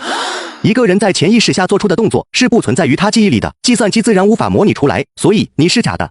紧接上集，老大跳入巨型水池里后就被巨型大脑嘎死，却不料大脑说这是带老大进入了虚拟世界。然而我仅仅是3言2语就识破了他的诡计。可以，你们算是给我上了一课。这样看来，计算机跟人类比到底还是差了点，起码人类的性格就模仿不出来，只能说还有待改进吧。结果都是一样的，怎么软的不行就改来硬的？来硬的，我们也不怕你。厉害啊！这些改造人确实是强。说话间，一有机器人朝着大脑以及谢身攻了过去。危急关头，谢身不敢拖大，他催动体内灵力加持己身，整个人以及身边的大脑瞬间就变成了半透明，无视一切障碍物，就这么径直跌落到了地底。这怎么可能？刚刚那人他直接钻地底下了。先别管这些，我们先想办法跑出去再说。如果实在跑不掉了，就直接自杀。总之，千万不要让那巨型大脑把我们意识吸走。是这么精彩的剧情，最适合买双星鞋边运动边看。想要知道买的鞋子是不是正品，这时候就推荐得物 APP 的专业鉴别功能，只需上传图片，最快几分钟出鉴别报告。得物鉴别团队已经累计鉴别超6亿次，覆盖鞋服、箱包、美妆、手表、玉石珠宝、酒水、宠物等19个品类，专业可靠。快点我评论区链接试试吧。同一时间里，在地球引力作用下，谢身很快就从欧罗巴空间站内一路跌落到了外太空。由于他一直都穿着气压服，所以此刻并未受到气压释放影响。可装在玻璃培养皿中的大脑，在真空作用下很快就出现了裂痕，似随时都有可能破裂。赶紧把飞船弄过来，我还能坚持大概1分钟左右。曹景，快把飞船开过来！我知道你们很急，但是你们先别急，我已经在用飞船找你们位置了。交谈间，大脑所在的玻璃培养皿上又再次出现了一道恐怖裂痕。宇宙中虽是真空，但声音是能通过物体传导的。超进，飞船还有多久能到？已经看到你们了，我要开舱门了，你注意护着点那大脑。收到。为防止下坠时产生的冲击力损毁大脑所在的培养皿，谢身果断运使出体内灵力，将整个玻璃培养皿都包裹其中。下一秒，西装男以操控宇式型飞船接应了谢身。进了驾驶舱后，内外压力得到平衡，玻璃培养皿总算停止了开裂。这趟行程是真涨翻了，除了大脑和虚化能力外，我们还另从巨型大脑那儿打探到了不少跟空间站高层有关的情报。炸了！曹景，能听见我说话吗？能的，帮我准备个能达到1级手术室标准的房间，然后还有绝对无菌的玻璃培养皿。玻璃培养皿要防氮级的材质，另外就是培养皿内液体 pH 浓度需保证在 7.5 左右，其中钠和氯离子浓度为 0.145 以及 0.117 摩尔每升，钾离子浓度控制在 0.139 摩尔每升，然后其中误差不能超过 0.01 摩尔，这些都必须在我返航前就准备好，否则我很可能会死。都帮你记下来了，还有别的要求吗？暂时没了。轴向对接缓冲，请驾驶员同步飞行速度，正在进行空气加压。快，培养皿还有无菌手术室都准备好了，赶紧吧。兄弟，你这次的功劳是真太大了，所以你之前想要的那株山参，我们分离会已经全票通过，直接花重金帮你买下来了。已经买了，在哪？我们一直没急着摘，就等你呢。还有就是你之前托我定制的炉子，已经帮你搞定了。这么快？谢身此次外出任务前后仅不过1天时间，西装男竟能在准备玻璃培养皿以及无菌手术室的同时，还将他炉子也一并做了出来。兄弟，现在都6141年了，你以为还是你那21世纪呢？谢身同西装男交谈间，已于不知不觉中来到了无菌手术室外。半级，我与大脑直接掉落太空，紧接大脑就受不了太空气压，直接破裂开来。于是我就快速开着飞船带他回到空间站急救。而此时此刻，负责进行更换培养皿手术的科研人员们都已尽数聚集在了无菌手术室之中。在众多科研人员中，谢身甚至还看到了诸葛夫的身影。走吧，我们就别打扰他们了。对了，你能帮我准备一个可以使用明火的小实验室吗？空间站的实验室倒是可以使用明火的，所以帮你搞个独立的小实验室还是没问题，就是不知道你要用多久了。如果一切顺利的话，大概2个月半左右吧。要这么久？整整2个月半？对，这期间我必须一直都在，一刻都不能早。行。于是，在同西装男分开后没多久，谢身便回了自己房间休息去了。虽说练气修士对睡眠需求要略低于普通人，但整整2天2夜没合眼，终归会让人觉得疲倦。醒来后的谢身先是扫了眼自己的个人终端，终端上除了柳如烟的留言外，还另有一条西装男发来的信息：兄弟，养山参的那人想跟你见一面，你要是觉得行，就直接去 B-5211号房间找他。谢身此时一门心思都在筑基丹上，而炼制筑基丹又需内筑百年山参。既然养山参的人想见他，那他自是遵从所欲，欣然前往。很快，谢身就来到了他所住的房间，只单从外表上就看了出来，对方的年纪少说也有60岁往上。道友来了，我这地方小，所以就不费心思招待你了，还望不要放在心上。想不到天宫空间站里边居然也有修士。在有人想买我那株山参的时候，我就已经猜到了，道友8成也是名修行者。敢问道友，现如今什么修为了？侥幸修炼到了炼气后期。炼气后期？听见炼气后期4字的养生人，他露出一脸难以置信表情，并再次仔仔细细的上下打量了谢身一眼。你真炼气后期了？你现在多少岁了？我修炼2个月就突破至炼气后期，这听起来或许有那么点过于夸张啊。我24岁了，我已经修行了有整整2年半了。即便谢身已撒了谎，将修行时间从2月延长至2年半，那养生人也还是如见了鬼一般。不可能，只修炼2年半，怎么可能到炼气后期？我以前带的道观里边有位师叔天资卓绝，所有人都说他是天才，但哪怕他也花了整整96年才堪修炼到炼气后期。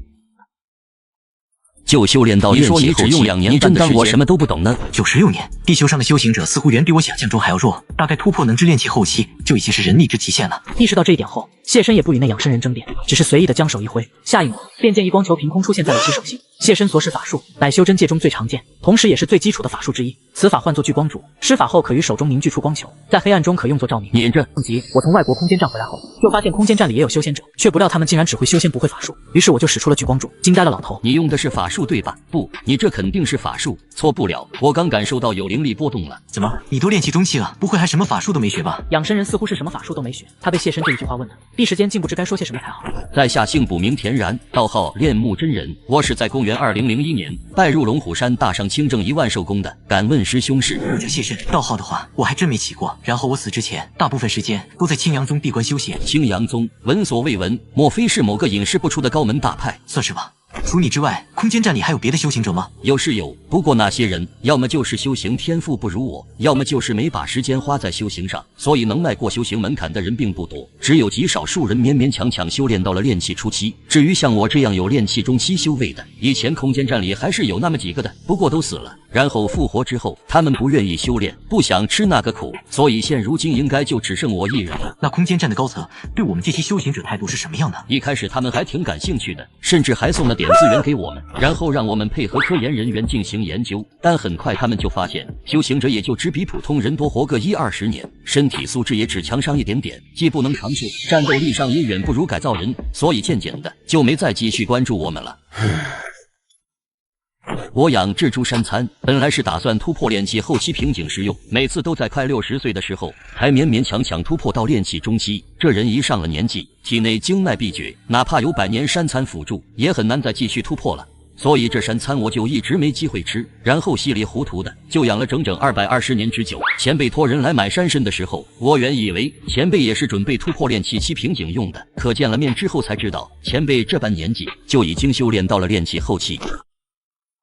所以我就想，前辈该不会是为了突破到筑基期才来买我这山参的吧？如果真是这样，那晚辈愿意分文不取，然后直接将山参送您。不要钱白送啊！闻听此言，谢身目露思索之色，并自顾沉默不语。前辈勿要多虑，我是真心想帮前辈突破到筑基期，就仅此而已，没别的意思。毕竟从古至今，我们道家还从未有人能突破到这陆地神仙之境。如果前辈能成为第一人，然后帮我们这些晚辈指出一条明路，那么别说是一株山参了，以后前辈让我们往东，我们这些做后辈的绝不往西。修行之路上，一向都讲究达者为先，如卜田然这般拿天才地宝孝敬前辈，谢身可见过太多了。行吧，念在你一片孝心，这山参我就却之不恭了。不过我也不白拿你东西，我看你只会修行法门，但是不懂护道之术，那不如就传你几手好用的法术吧。多谢师尊赐法，徒儿往后。打住！想入我门下，不是随便跪地上磕几个头就行的。总之，法术我可以先传你，但拜师就容我再考虑考虑吧。关于传法的事，你明天准备好纸笔，然后再来找我吧。恭送前辈。半集，谢身惊呆老头后就免费拿到了100年人参，随后就从卜田然住处离开没多久，谢身就通过个人终端联系上了西庄来，并询问对方有关炼丹炉一事。那炉子昨晚上就给你准备好了，还有炼丹用的氢气，你要的吃的更喝的，所有一切我都帮你搞定了，你直接去那间明火实验室就行。然后我这边实在是有点忙，就不跟你一起了。之前你带回来的大脑，它不是一直想要一具人类身体吗？然后我就给安排了，身体是个女的提供的，长得还挺好看的。我现在为这事儿正忙着呢。不得不说，这办事效率确实可以。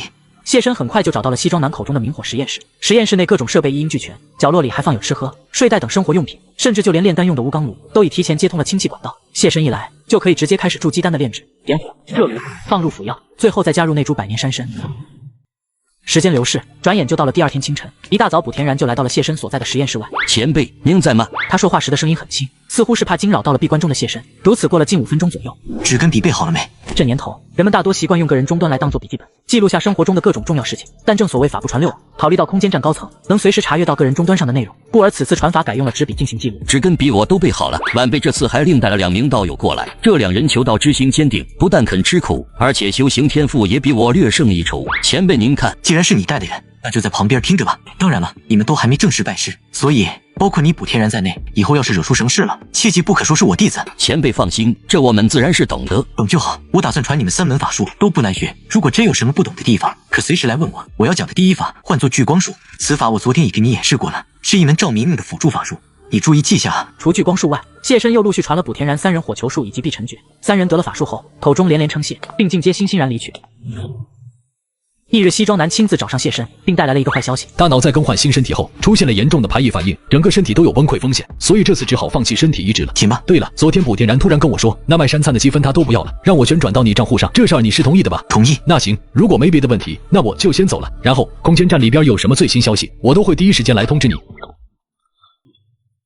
如此转眼就到了谢申炼丹的第3个月，西装男为谢申带来了一个好消息，在耗费了大量时间和精力后，他们总算是找到了李修。或许是因为谢申这层关系，李修干脆地答应了西装男邀请，成为了分离会的成员之一。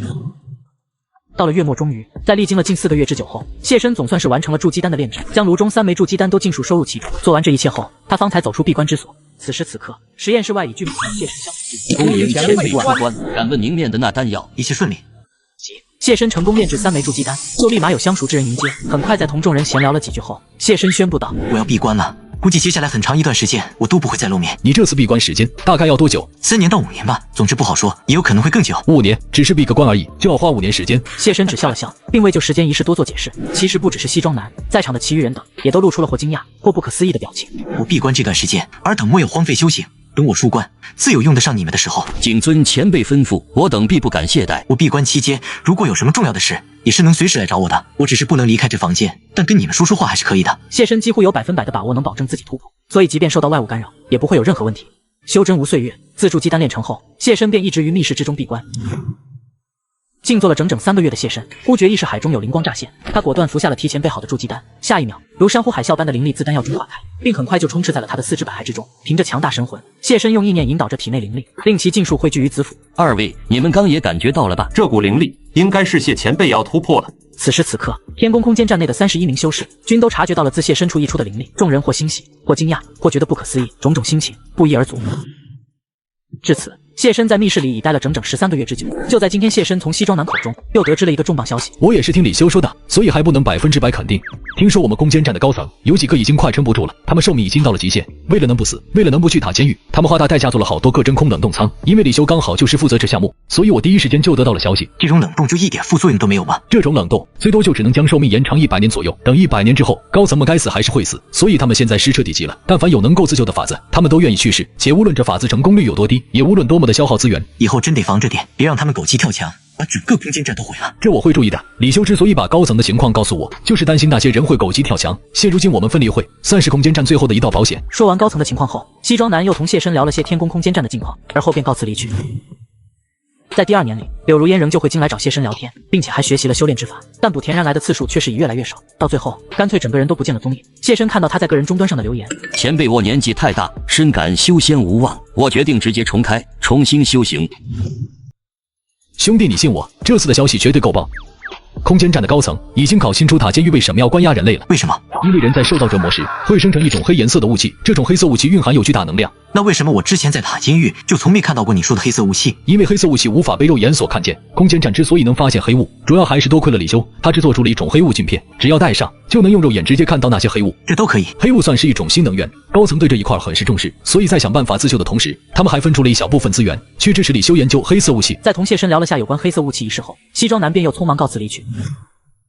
谢申，多罗巴有个高层意外复活到了我们空间站来，他也是运气刚好写了中文名字，就被我们的人给复活了。那巨型大脑所说的虚拟世界你还记得吧？记得。怎么了？其实巨型大脑所说的虚拟世界是确实存在的，不过巨型大脑的算力是有限的，所以为节省算力，欧罗巴空间站的高层们就将底层的人当成了养料来强化巨型大脑，这其中就包括老大柯林斯在内。至于他究竟是怎么被转化成养料的，这我就没法跟你解释了。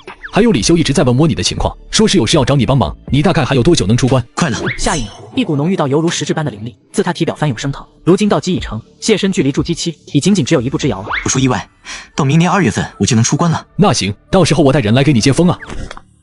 紧接上集，我成功炼制筑基丹后就开始了闭关，并且在明年的2月份就将突破炼气瓶颈。时光荏苒，转眼就到了次年的2月10日。盘坐于密室中的谢申本能的从地上站起身来，瞬间阵阵霞光自他周身上下涌向，又见有无数白色云雾缭绕，那些云雾是他突破筑基时所外泄出的。随着时间推移，部分灵力自密室中飘散出去，很快就引起了空间站内众修行者们的注意。故而在察觉到异象后，众修行者们都开始自发前往谢申的闭关住所。空间站的修行者们数量虽不算多，但全都聚在一起的话，到底还是闹出了些动静。于是分离会的西装男等人，以及在2层专心搞研究的李修等科研人员们，也都开始陆续朝谢申处聚集。这些人直接将密室外的过道围了个水泄不通，在无数围观者的注视下，谢身缓缓从密室之中走出。仙，这是真正的仙人。谢前辈成了。弟子卜田然恭迎谢前辈出关。弟子冉图宇恭迎谢前辈出关。这画面实在是太精彩，真想驱车到现场看看。说到车，我最近就在瓜子二手车上买了台比亚迪汉，只花了9万多，现在新车掉价快，上瓜子买二手特划算。年底瓜子有100亿补贴活动，5万多就能买奔驰、宝马、比亚迪。瓜子每台车都经过官方专业检测，可以试开3天，要是有旧车，还能放瓜子拍卖。买卖二手车上瓜子就对了。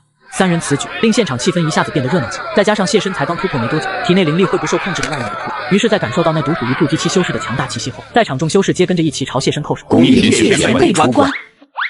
都起来吧！都说一人得道，鸡犬升天。我既然突破到了筑基期，那好处自然也少不了你们各位。过段时间，我会找个机会开坛讲法，为尔等传道授业解惑。多谢谢前辈。谢身不再多言，他看向众修士中唯一没有行跪拜大礼的柳如烟。恭喜！或许是因为自卑，也可能是某些别的原因，柳如烟此刻在面对谢身时，已在不知不觉中多了些拘谨。谢身冲柳如烟点了点头以作回应，得到回应的柳如烟将目光挪到别处，没有说话，也不知心里究竟在想些什么。走廊过道上，待众修士们都陆续离去后，李修芳才从人群之中走出，他鼻梁上架着一副眼镜。你这是？我戴的是能看到黑色雾气的黑雾眼镜，怎么样？想不想试一下？怎么试？他二话不说，冲着自己胳膊上就是一下。见其举动，谢身立刻就明白了李修的意思，并忙将手中的黑雾眼镜戴上。在眼镜辅助下，他看到了一丝若有似无的黑色雾气，自李修伤口处溢出。这是黑色雾气？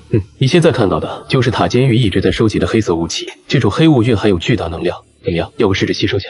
这些黑雾我能吸收，不会有什么副作用吧？可能有，但同时黑雾也能够提升你实力。短暂的思考过后，谢身带着一丝警惕，小心翼翼地吸收了一缕如发丝般粗细的黑雾。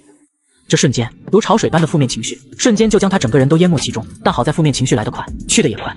我刚脑子里生出了许多不好的念头，这什么情况？跟我猜的一样，这些黑雾果然能被人吸收，但前提条件是那人必须跟你一样强，意志力跟身体各方面素质都得过关。跟你猜的一样，搞了半天，你是在拿我做实验？你事先跟我讲清楚会死。不好意思，这确实是我不对。他嘴上虽说着对不起，但脸上却始终都是面无表情模样。对此，谢身感到有些无语。这是由人类怨念形成，再然后就是黑雾，也会让吸收的人实力得到提升。不信的话，你可以静下心来感受下，看看体内灵力有没有发生变化。确实有增加，但增加的不多，这很正常。毕竟我刚产生的痛苦很少，人受到的痛苦越多，产生的黑色雾气就会越多。不错，你跟我走，我带你看一下跟黑色雾气有关的一些实验。你也一起吗？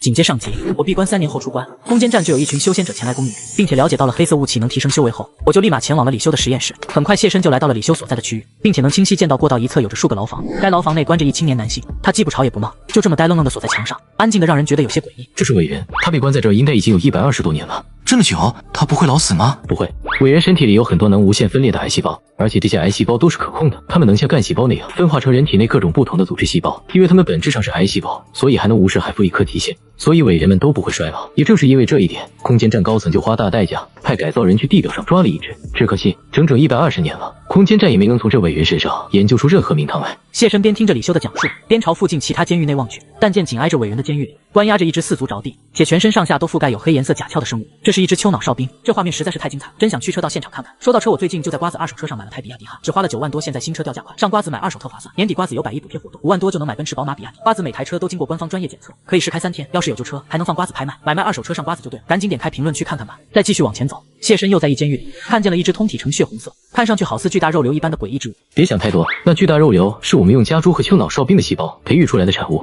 这怪物也就是看着吓人，但实际连基本的行动能力都没。这肉瘤还有之前的伟人跟丘脑哨兵，你们平时都喂他们吃什么？这些未知生命体，哪怕不吃任何东西，也一样能活下来。那不就成永动机了吗？严格来说不算，就好像你们修行者能吸收天地间的灵力一样，这些未知生命体也同样有获取能量的手段，只是以我们人类现有的科技水平，还研究不出来而已。交谈间，谢身跟着李修来到了一间摆放有各种仪器设备的实验室，在其中有着一巨大无比的玻璃体，立方体里还刻着专门用来复活人类的怪异几何图案。李修径自来到那玻璃立方体前，注意看，我给你演示下那些黑色雾气对人的影响。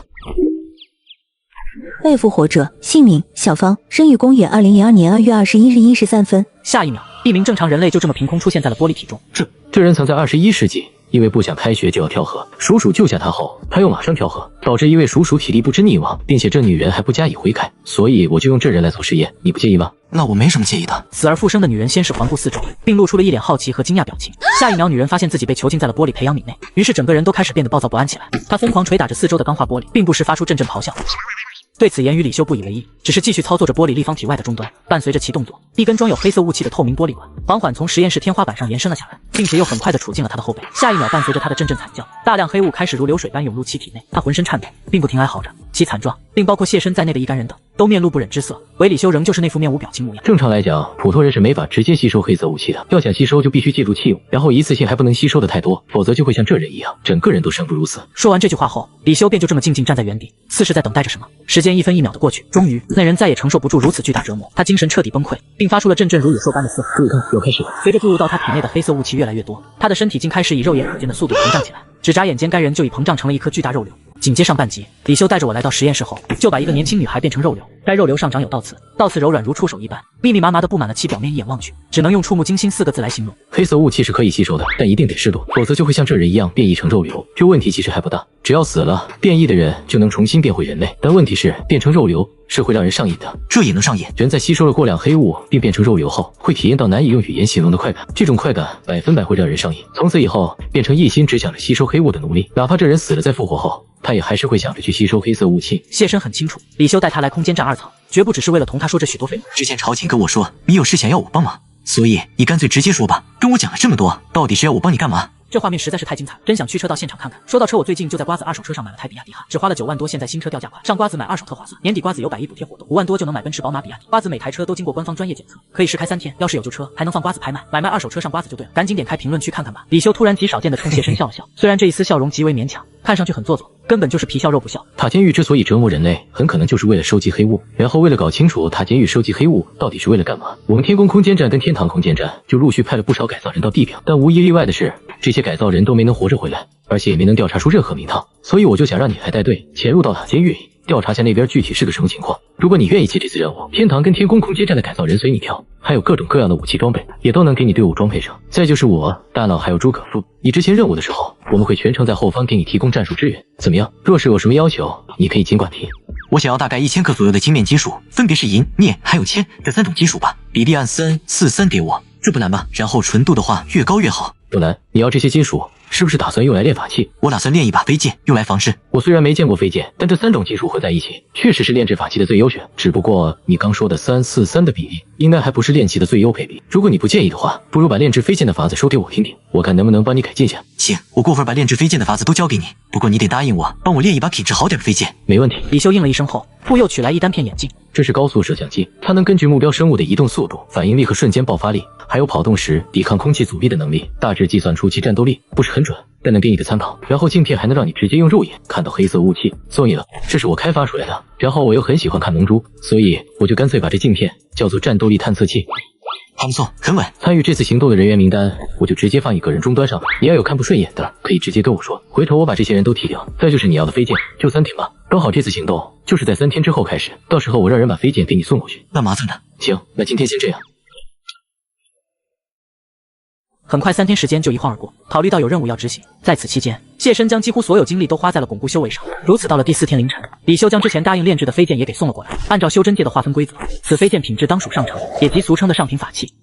紧接上集，谢深为了潜入塔监狱查看情况，于是就安排李修打造了一把飞剑，并且他们很快就赶到了服务舱。此刻舱门外已聚集了近30多名的改造人，这些人中还有来自天堂空间站的黑人和白人，加一块足足有14人之多。所有人本都在有说有笑的闲聊着，但谢深到场的瞬间，在场众人竟都不约而同的一起安静了下来，并将目光都聚集在了谢深身上。你好，我叫马格哈兹利特，是天堂空间站的领队。我看你资料，你的战斗力似乎在90点左右，算是我们当中最强的一个了。过会儿到地表了，麻烦多照顾下。到了地表之后，我们互相照应。谢深左眼上挂着的战斗力探测器自带通讯功能，他刚同马格哈兹利特寒暄完，便听见大脑的声音自探测器中响起。这个叫马格的是个狠人，大多数改造人只会改造一条胳膊外加一条腿，但马格他直接把自己双手双脚外加2个肺都换成了机械的，这导致他所承受的幻痛起码是其他改造人的2倍往上，而且他还加装了力量模块，所以他战斗力有足足79点，算是所有改造人中最高的一个。此次前往地表的飞船总共有2艘，都是 B 型的商用飞船，特点是无战斗能力，速度慢但载重量较高。一艘由马格哈兹利特带领的天堂空间站队伍驾驶，而另一艘飞船则由谢深带领的天宫空间站队伍驾驶。在一阵漫长的等待过后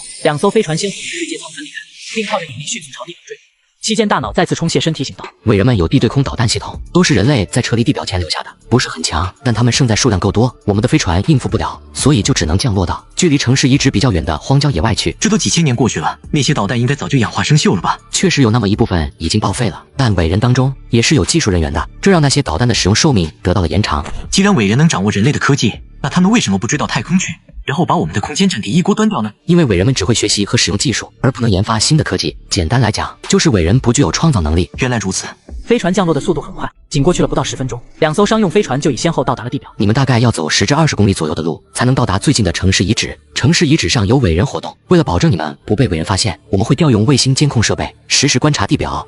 我看了下你们位置，你带队直接往东南方向走就行，大概过个2小时半就能看到城市遗址了。好的。谢申和马格带领着各自小队，一路往东南方向行进。路上虽说李修一直都是那副面无表情模样，但凭着多年来的相处，谢申还是隐约感觉到了一丝反常。李修这家伙大概率是有心事，他从下飞船的那一刻起，就一直表现得有些心绪不宁。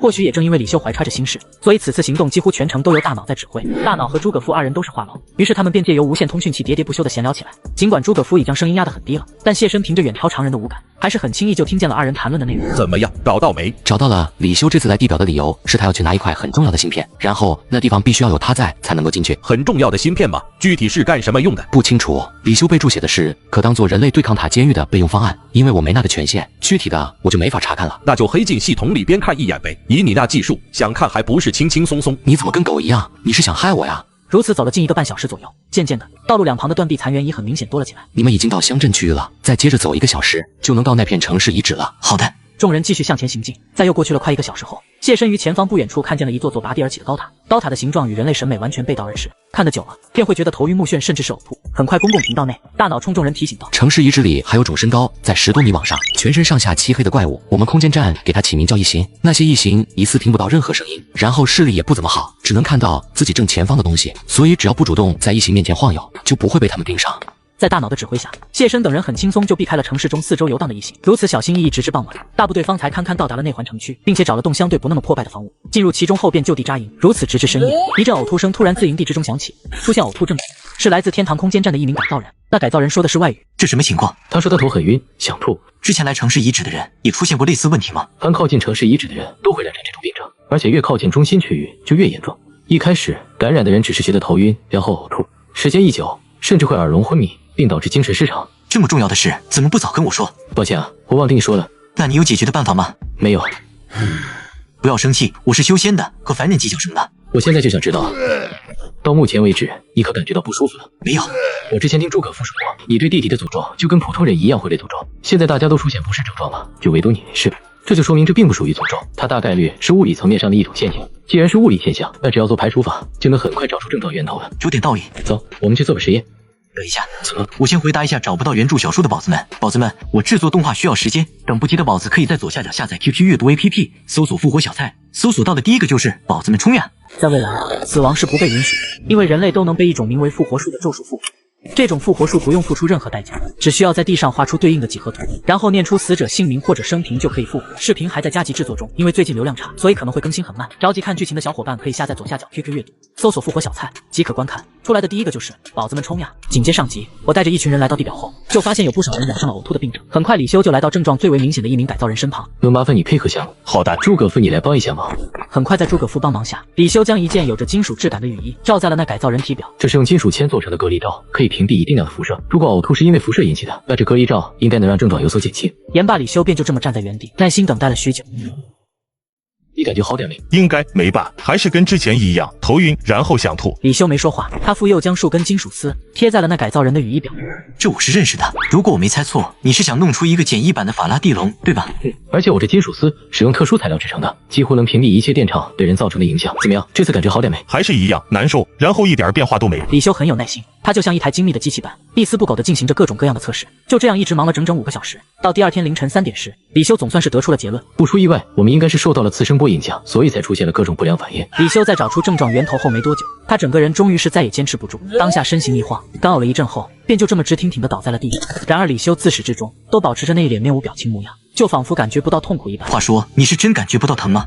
你忘了吗？之前我当着你的面在胳膊上划了一刀，然后就产生了少量的黑色雾气，所以我当然能感觉到疼了，不然又哪来的黑雾呢？那你还真挺能忍的。谢申虽未继续追问下去，但也没轻易相信李修所说的。如果是次声波的话，我虽然有检测次声波的装置，但因为太占地方了，所以就没带身上，只能等过会儿天亮之后，让空间站的人给空投到荒野上了。那巧了吗？这不是。听见李修所言，一旁的诸葛夫忙从身上取出一造型似雷达的仪器。这是次声波狙捕器吗？怎么这么小？是的，之前大号的被你一脚踢坏了，然后为了方便，我就把它做成了迷你款。很快，诸葛夫捧着次声波狙捕器，循着次声波的源头，很快就一路追踪到了城市街道上。他身后还跟着李修、谢申以及马格三人。借着月光，众人于街道上看见了一只正漫无目的四处游荡着的异形。诸葛夫手中的次声波狙捕器刚好就正对着那只异形，这说明那怪物就是次声波的源头。大脑，你能听到吗？行，麻烦更改下系统档案。好的。未知生命体006号，原名异形，现更名为演奏家。演奏家的详细资料不用你做任何修改，只需要在能力栏做出补充。演奏家能释放次声波，并持续对人体造成伤害。然后加备注：释放方式暂且不明。已经改完了。那应对方式呢？是直接控着不填还是？次声波相比起正常声波，次声波的传播距离要更远，穿透力也更强，所以除非我们能制造出完全真空的环境，否则单靠普通的隔音设备根本起不到任何作用。所以最有效的法子就是直接处理掉声音的源头。谢申、马哥，你们回营地叫人，直接把附近的演奏家都杀了。得李修命令，谢申和马格立刻就回了营地去叫人。只片刻功夫，众改造人就都已聚集在了城市街道上。人虽然多，但在次声波影响下，这些人中还仍保留有战斗力的已不足20%。鉴于此，谢申干脆直接挑起了大梁，当着在场众人的面，谢申果断击出飞起演奏家的一条腿。我去，这件事真的强啊！这是你们空间站研的武器吗？我之前从来都没见过。李修没搭话，只是朝马格等少数上还有战斗力的改造人们看去。你们还不动手吗？这句话提醒了在场众人，他们不再纠结于谢申的飞剑，并纷纷朝倒地不起的演奏家冲了过去。在密集的火力打击下，只顷刻间就将演奏家的整个身体都打得四分五裂开来。演奏家死后，一颗橙紫黑色的透明玻璃球从其心脏位置滚落在地。出于谨慎起见，在场众人并未急着去靠近演奏家示好。我去。你们看啊！当着三人的面，诸葛夫将手中紫黑色玻璃球放在了次声波狙捕器旁。这瞬间，狙捕器中传出了一阵难以用言语形容的诡异声音。这声音是地底诅咒。这能释放诅咒的玻璃球是从演奏家身体里掉出来的，所以我就想，演奏家跟地底诅咒会不会有某种联系？先别想诅咒的事。大脑，你还在吗？在的。你看下卫星监控设备，现在是不是有伟人正在往我们这靠近？有的。不过距离你们还很远，估计是听到你们刚闹出的动静被吸引过来的。那我们从什么方向走，可以避开他们？没法避开，他们站位很讲究，就好像是个包围圈，你们只要突围，就一定会跟他们撞上。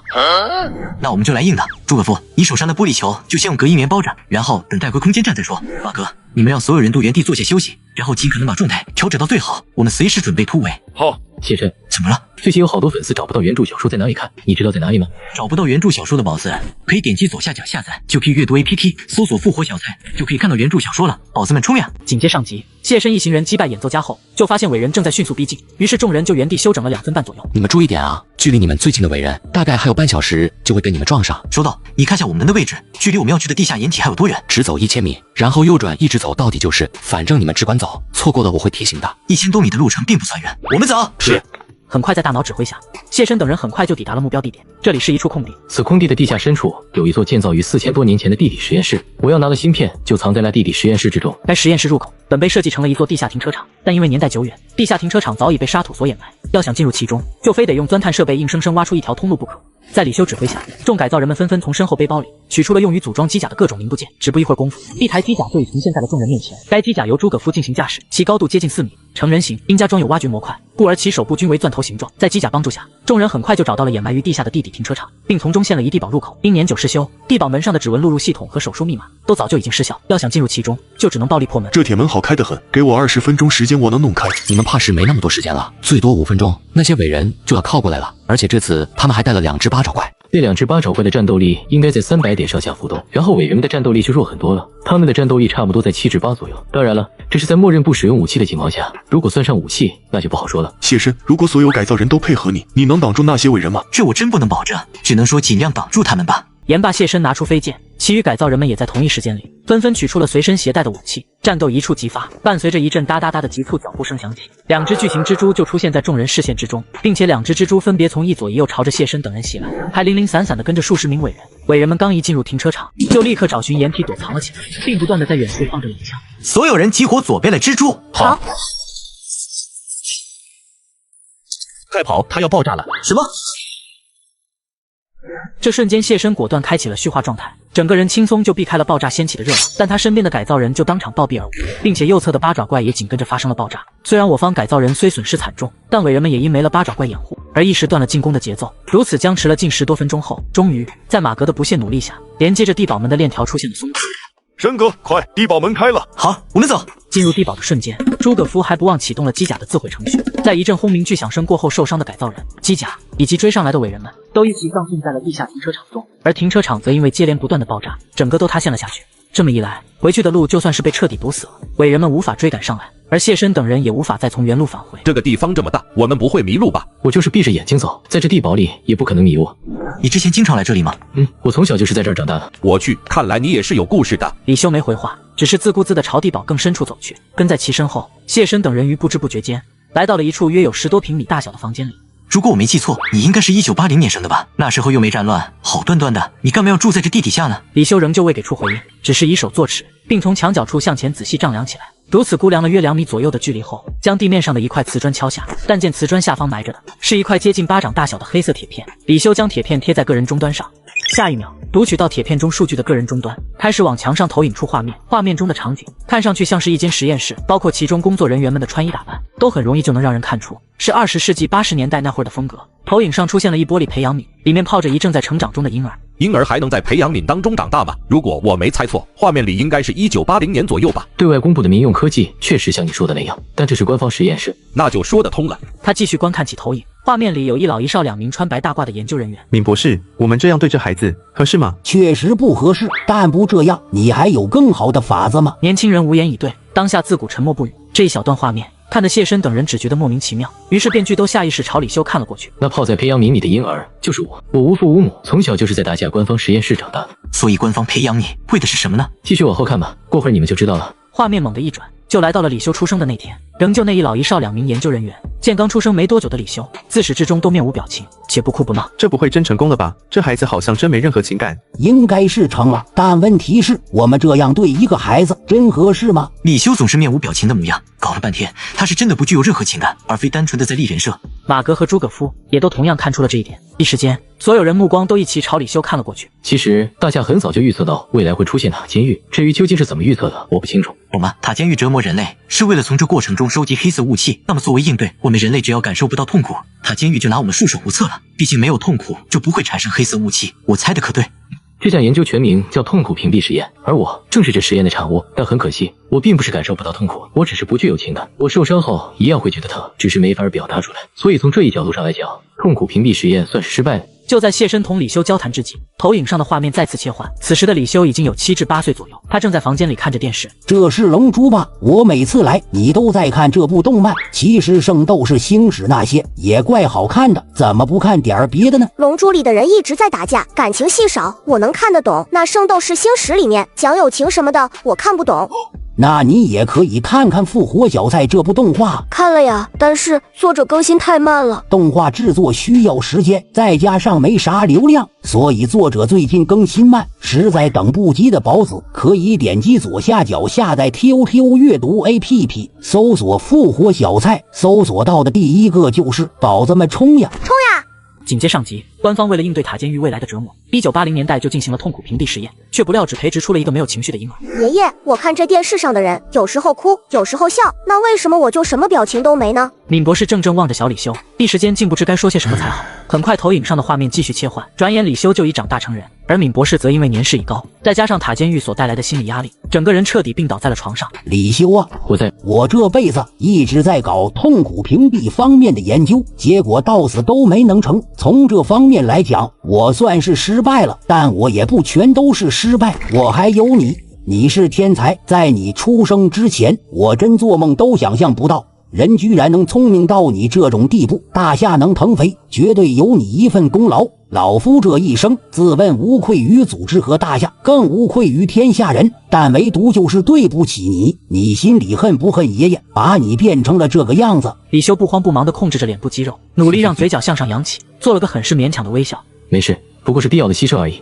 闵博士闻言将头转了过去，能够看到他眼角有泪滴落下，不过也就只有那么一滴。显然他是个很要强的人。爷爷在求你个事，我死之后，当我把痛苦屏蔽实验给补完，也算是完我最后一个心愿，给人类的未来留一条后路。言罢，便将手心里一巴掌大小的铁片郑重其事地塞到了李修手中。再就是我死之后，把我的记录从个人档案里删掉，再把跟我同一时间出生的人名字改成跟我一模一样，这样我就不会被打扰了，记着。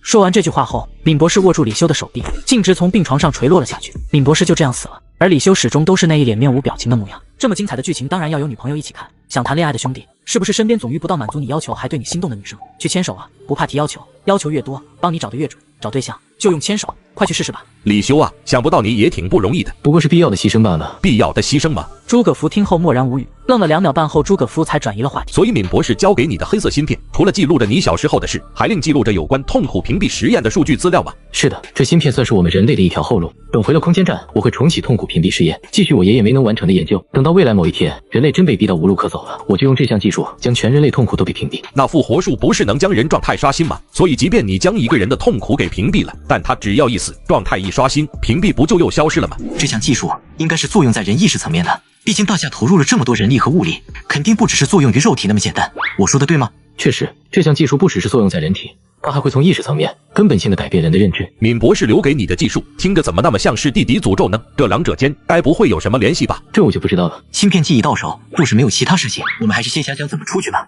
我知道有条路，你们跟我来。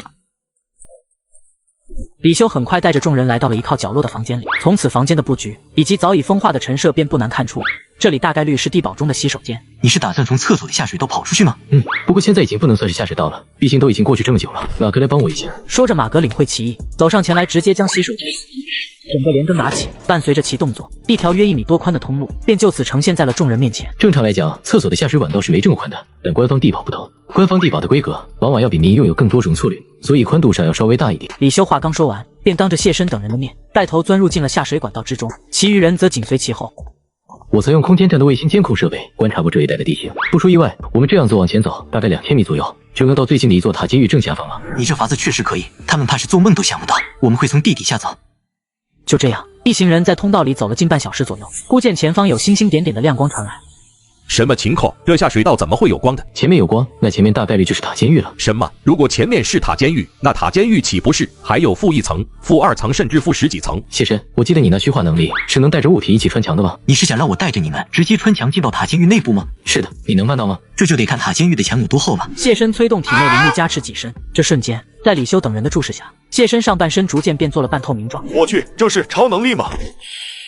这么精彩的剧情当然要有女朋友一起看。想谈恋爱的兄弟，是不是身边总遇不到满足你要求还对你心动的女生？去牵手啊，不怕提要求，要求越多，帮你找的越准。找对象就用牵手，快去试试吧。很快，谢深保持着虚化状态，直接将整个上半身都探入进了地下之中，并且在2分半后，谢深就将上半身从地面里抽了出来。好消息，塔监狱确实有地下部分。然后坏消息是，塔监狱的地有那么一点点厚，我一个人穿过去倒是没什么问题，但要带上你们的话，就有些勉强了。那如果把地挖掉一些泥土，你负担是不是就小一些了？这法子确实起到点作用，但只是这样还不够。那把地面再躺过一遍呢？塔监狱进入材料虽然是合金的，但毕竟都存在这么多年了，表面难免会受到些风化，我们完全可以把那部分给躺掉。这样地壁还能再变得更薄一些。因为我不清楚具体能变薄多少，所以还是先试试看再说吧。那抖手吧。李修说着，便从身后背包里取出了一把匕首。马哥能把你的胳膊都卸下来给我用下吗？改造人装配的义肢都是用等离子电池来功能的，然后离子电池的电解液里是含有酸性有机溶剂的，正负极上又有像是锂钴氧化物这种偏碱性的物质，这些物质在满足一定条件后，都能跟金属生化学反应，并对其造成破坏。我说的对吗？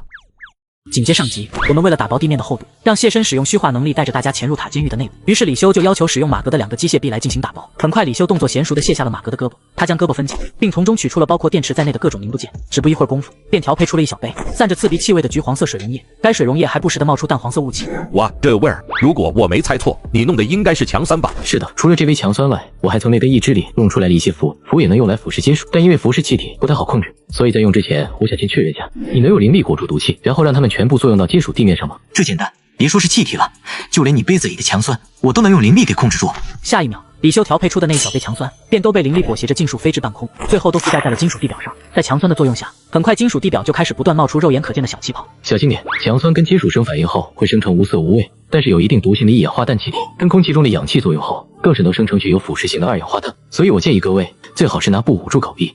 很快，所有成员们均都用布捂住了自己的口鼻。如此过了近10多分钟左右，此时地面竟在不知不觉中吸出大量橙紫黑色的半透明晶体。李修用匕首很轻松便将那些晶体刮下来。诸葛夫见了也想要上前帮李修的忙。刮这种结晶的时候一定要小心，这是铁根酸形成的硝酸铁，受热后会生成有毒气体，所以你们刮的时候一旦用力过猛，产生了大量的热，那么我们所有人就都会被毒死。不得不说，李修做事真的是面面俱到，就连这些细枝末节他都能考虑在内。很快在其指挥下，塔监狱的金属地表被强酸硬生生腐蚀溶解掉了大半。谢申凭着虚化能力现身费了番功夫，不一会儿就将所有队友都带进了塔监狱内部。而塔监狱的地下部分却似乎是没有委员在其中巡逻。放眼望去，凡入目所及之处几乎全是纵横交错的玻璃管道。借由左眼上挂着的战斗力探测器，谢申看到这些透明玻璃管道内正流淌着浓郁到了犹如实质般的黑色雾气，自上而下被一路送到了塔底。这塔底下是真的深，我刚根本就看不到底在哪儿。谢申，你能踩着你那把飞剑带我们一路飞下去吗？暂时还不行，法器是需要花时间去酝养的。想要御使法器飞到天上去，怎么也得养个3至5年左右才够。不过我到底是筑基期修士，带你们2个到塔底也是轻轻松松。言罢，谢申直接伸出手就抓住李修和诸葛库2人，直接跳了下去。谢申将塔内纵横交错的玻璃管道当成了跳跃用的平台，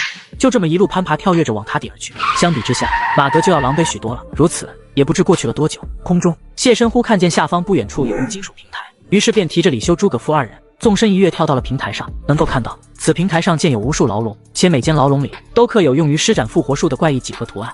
这地方居然也有关押人的监狱吗？不，这些金属牢笼不像是用来关押人的。很快，金属平台上便听见一阵电子合成音自其中一间金属牢笼内响起。被复活者姓名商银，生于2016年3月1日2时13分。刚一被复活，这名叫商银的人类就已注意到了平台上的谢申、李修以及诸葛夫3人。但令人感到意外的是，注意到谢申3人的商银并未如想象中那样大吼大叫以寻求帮助。他复活后直接毫不犹豫就趴在了身边一玻璃管道上。下一秒，大量黑色雾气开始如潮水般自玻璃管道涌入商银体内。在黑色雾气作用下，只不一会儿功夫，商银就化作了一颗巨大无比的肉瘤。这人该不会是对黑色雾气上瘾了吧？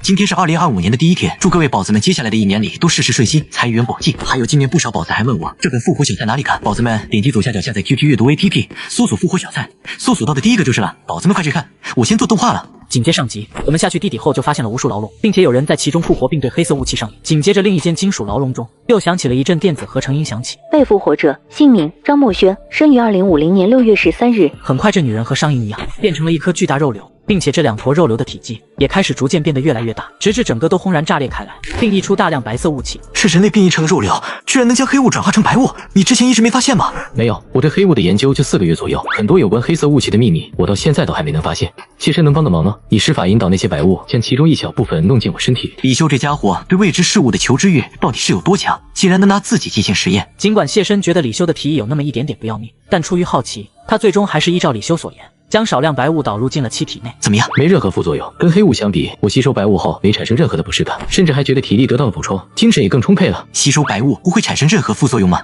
很快，谢申带着一丝警惕，他小心翼翼将一缕白雾吸收进了体内。这白雾和灵力没任何区别，如果能批量生产这些白雾，我甚至能在空间站搞出一个宗门。不出意外，这种白雾还可以作为清洁能源，被转化成热能又或者电能。大佬，帮忙改下系统档案。好的。未知能源002号，取名白色雾气。获取方式：将大量黑色雾气注入活人体内，经过提纯后即可获得白色雾气，然后加备注：作用1可当做清洁能源使用，作用2可代替灵力被修士吸收。行，搞定了。这么精彩的剧情当然要有女朋友一起看。想谈恋爱的兄弟，是不是身边总遇不到满足你要求还对你心动的女生？去牵手啊，不怕提要求，要求越多，帮你找的越准。找对象就用牵手，快去试试吧。我突然想到了一个问题，那些白色雾气固然好用，但得到白色雾气的前提是我们先得有大量黑色雾气。黑色雾气可不好搞，这种气体只有在人受到折磨后才会产生。黑色雾气倒也不是完全没办法收集，毕竟人只要活着就会有痛苦。虽然数量上肯定不及塔监狱那样多，但只是培养像谢申这样的修士应该是够用了。那肉瘤呢？这也很好解决。我们人类中有许许多多的瘾君子，虽说复活术能刷新这些瘾君子的状态，但心瘾却是无论复活多少次都是没办法戒掉的。所以按规定，我们空间站不会去主动复活任何一名瘾君子，他们只能在塔监狱里一直受苦。你是打算让这一类特殊群体都变异成肉瘤？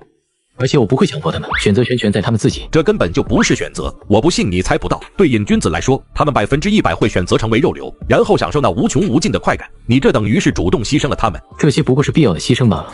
众人正沉默之际，忽感到有一阵吸力自四周玻璃管道上传来，受吸力影响，大量白色雾气开始往玻璃管道内涌入，并顺着玻璃管道继续流向塔底。我估计塔底很可能是有某种类似电机的设备，那设备能把白色雾气都转化成电能，然后为整座塔监狱供电。确实很有可能，我们要继续往塔底探索不？继续深入吧。不过在继续往下之前，我们最好是先等下马格。谢申三人在金属平台上等待了许久，马格方才堪堪抵达。之后一行4人又再次故技重施，很快谢申就带着李修和诸葛夫在玻璃管道上蹦跶了整整半小时，也还是没能望见塔底。被提着蹦跳了这么久，我感觉我整个人都快要晕了。这塔监狱到底是有多深啊？我们还有多久才能到塔底？别叫，你要是真顶不住了，我可以直接放手把你扔下去，这样你就能直接复活。那倒是大可不必，我也就随便叫个2句，没别的意思，我还是挺想看看塔底究竟是什么样的。一番插曲过后，众人继续向下移动，如此又过去了近半小时之久。谢申发现，到了这一深度后，四周墙壁上开始莫名出现许许多多造型一模一样的怪异雕像，这些怪异雕像很丑，让谢申不自觉地想到了塔监狱的造型。除此之外，还能看到每一座雕像的正中心处都有一根玻璃管道与之连接，玻璃管正将大量白色雾气输送到雕像体内。这些雕像都是什么？我这辈子都从没见过这么丑的雕像。这让我想到了塔监狱的造型，似乎这也是那种与人类审美完全背道而驰的形状。二人交谈间，诸葛夫突然发现身旁李修正如魔怔了一般，目不转睛地盯着距离最近的一座雕像。喂，李修，你没事吧？别那么紧张，我只是在尝试记下这雕像的形状，这样等回了实验室后，就能用相同材料把雕像重新复刻出来了。言罢，李修便不再理会诸葛夫，只是继续聚精会神地观察起雕像来。李修没有情绪这一特质，所以哪怕一直盯着雕像，也不会生出厌恶感。什么情况？你是因为盯着那些雕像才晕倒的吗？这些雕像有问题，强行去记下它们的形状，就会在精神层面受到伤害，然后那雕像的样子也会很快就被忘记。这么邪门？我们带的个人终端上不是有拍照功能吗？所以何必要费那劲去强记呢？直接拍下来不就行了？这么精彩的剧情当然要有女朋友一起看。想谈恋爱的兄弟，是不是身边总遇不到满足你要求还对你心动的女生？去牵手啊，不怕提要求，要求越多，帮你找的越准。找对象就用牵手，快去试试吧。看，这不是记下来了吗？下一秒，诸葛夫的个人终端竟整个都应声炸裂开来，爆炸令诸葛夫手腕上渗出鲜血。但由于有诅咒加深，受伤后的诸葛夫不仅未感到任何疼痛，反而还露出了一脸享受表情。谢申见了，忙运使灵力为其止血。这些雕像也太邪了吧！只不过拍了张照片，就直接把我终端给弄炸了。谢申和李修也同样对眼前一幕感到有些匪夷所思。最后，李修从身上取出纸笔，强撑着看向那些雕像等。既然没法记下雕像的形状，也没法拍照片，那我就把它画纸上试试。你这不行啊！见李修对绘画根本就一窍不通，诸葛夫忙抢过了其手中纸笔。看见没？这才叫素描。不得不说，你确实是有一定绘画功底的，只是寥寥数笔，那雕像的大致轮廓就被你画了出来。诸葛夫作画的整个过程中，都始终无任何异常发生，这让诸葛夫胆子更大了些。他落纸如飞，只不一会儿功夫，就将雕像素描完成了近50%左右。但在雕像素描渐渐成型之时，诸葛夫突然似李修那般，从口中猛地喷出了一口鲜血。这什么情况？就连画那雕像的素描都能把人硬生生血晕过去。